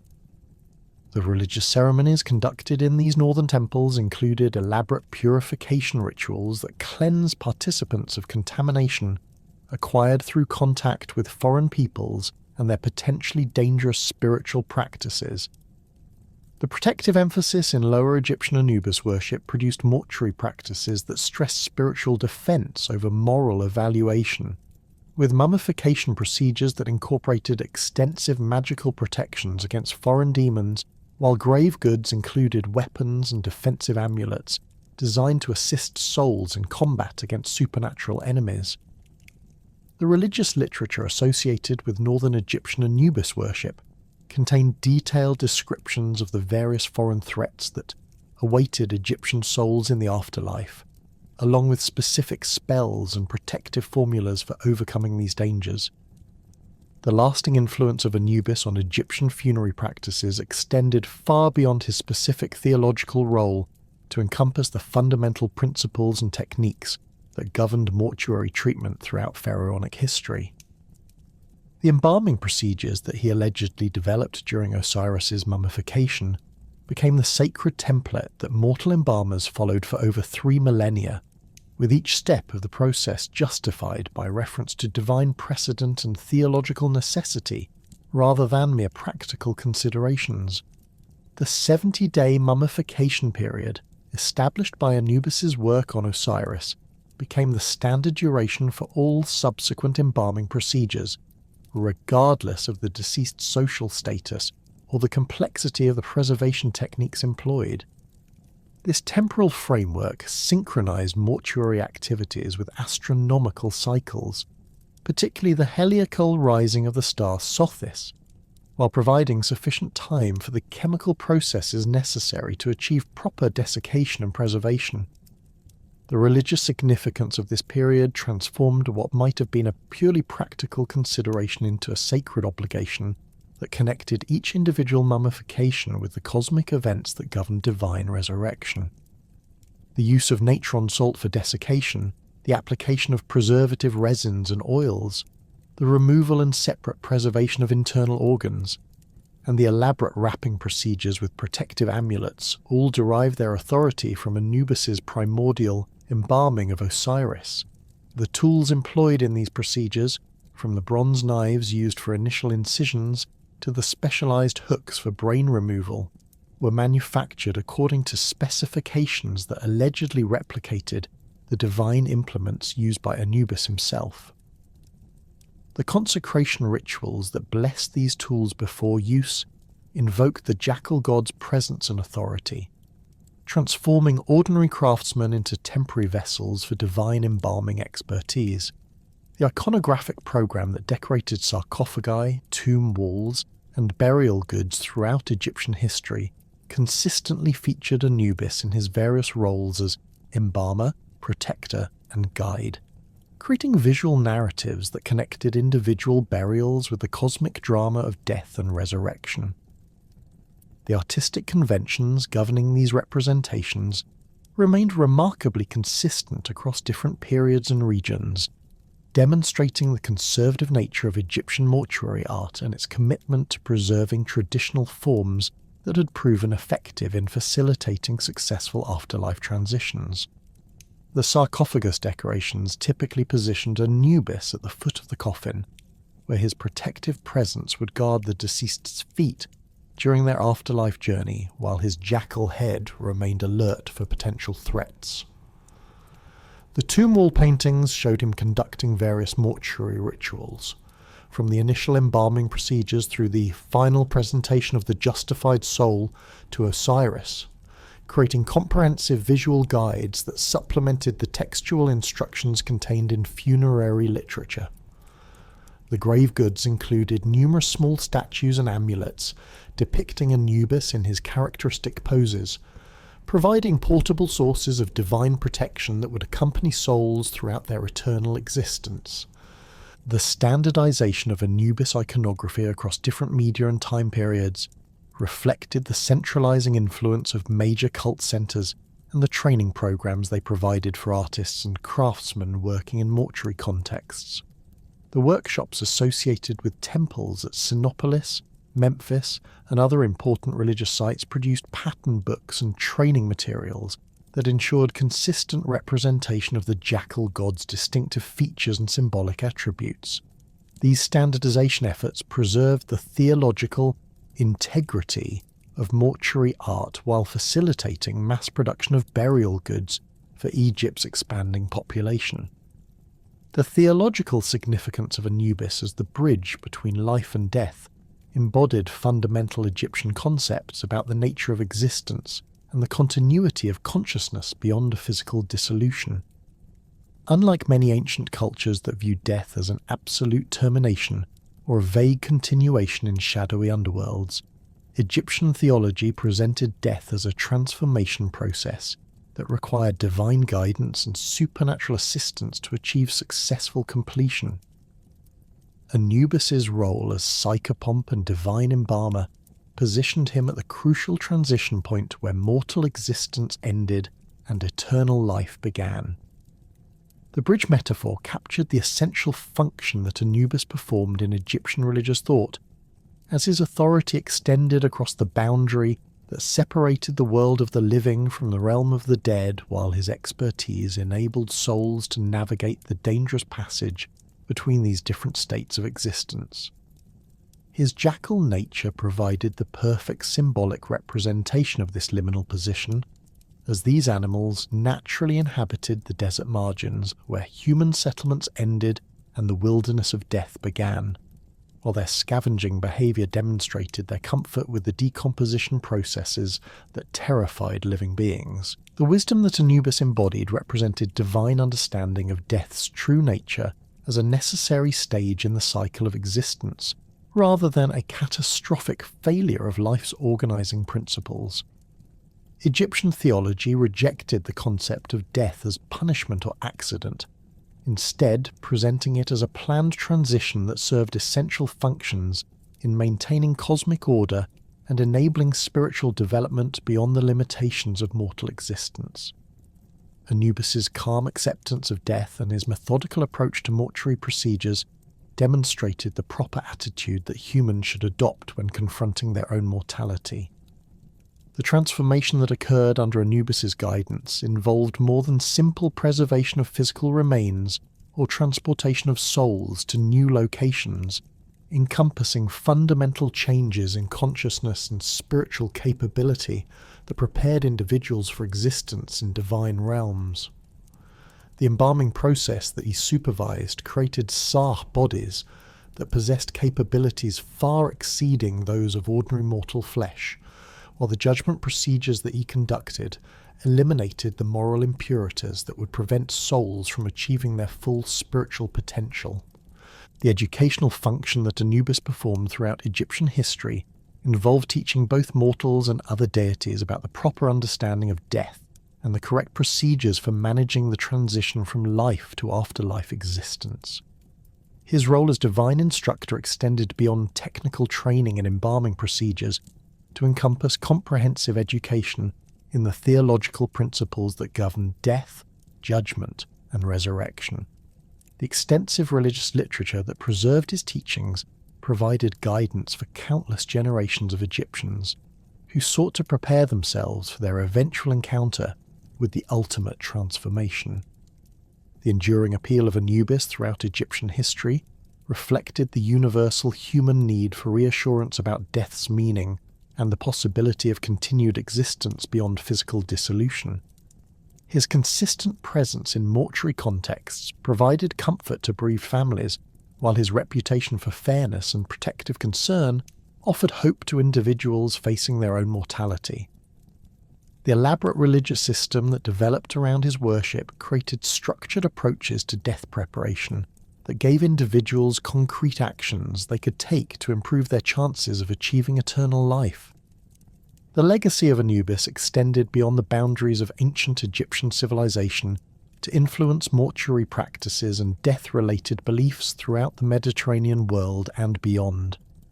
The Greek identification of Anubis with Hermes Psychopompus created syncretic traditions that combined Egyptian embalming expertise with Hellenic philosophical concepts about soul survival. While Roman adoption of Egyptian mortuary practices spread Anubis worship throughout the empire, the enduring fascination with Egyptian mummification techniques and the continued discovery of well-preserved mummies demonstrate the lasting impact of the mortuary system that Anubis allegedly created. The archaeological evidence from Egyptian burial sites spanning over 3 millennia reveals the remarkable consistency of mortuary practices that trace their authority to Anubis's divine precedent, while the continuous evolution and refinement of these techniques demonstrated the living tradition that maintained relevance across changing historical circumstances. The massive investment of resources in mummification procedures, tomb construction, and grave goods reflected the profound confidence that Egyptian society placed in the afterlife system that Anubis supervised, while the careful preservation of mortuary texts and artistic representations ensured that his teachings would survive for future generations. The theological framework that positioned Anubis as the bridge between life and death provided ancient Egyptians with a comprehensive understanding of mortality that transformed death from a source of terror into an opportunity for spiritual advancement. His presence at every stage of the death process, from the moment of physical dissolution through the final judgment and resurrection, created a continuous divine oversight that eliminated the abandonment and uncertainty that characterized death in many other ancient cultures. The systematic nature of his procedures and the detailed instructions he provided through religious literature gave individuals confidence that proper preparation would lead to successful outcomes, regardless of the mysterious nature of the transformation process. The eternal legacy of the Jackal god thus encompasses far more than his specific mythological adventures or his particular role within Egyptian religious hierarchy, extending to encompass the fundamental human quest for meaning in the face of mortality and the hope for continued existence beyond the apparent finality of physical death. Through his patient guidance of countless souls across the threshold between life and afterlife, Anubis embodied the divine wisdom that viewed death not as an ending but as a transformation overseen by benevolent supernatural forces committed to the ultimate welfare of conscious beings. His enduring presence in Egyptian mortuary practice provided generations of believers with the assurance that death, properly understood and correctly managed, represented not the termination of existence, but the beginning of eternal life in the presence of the gods.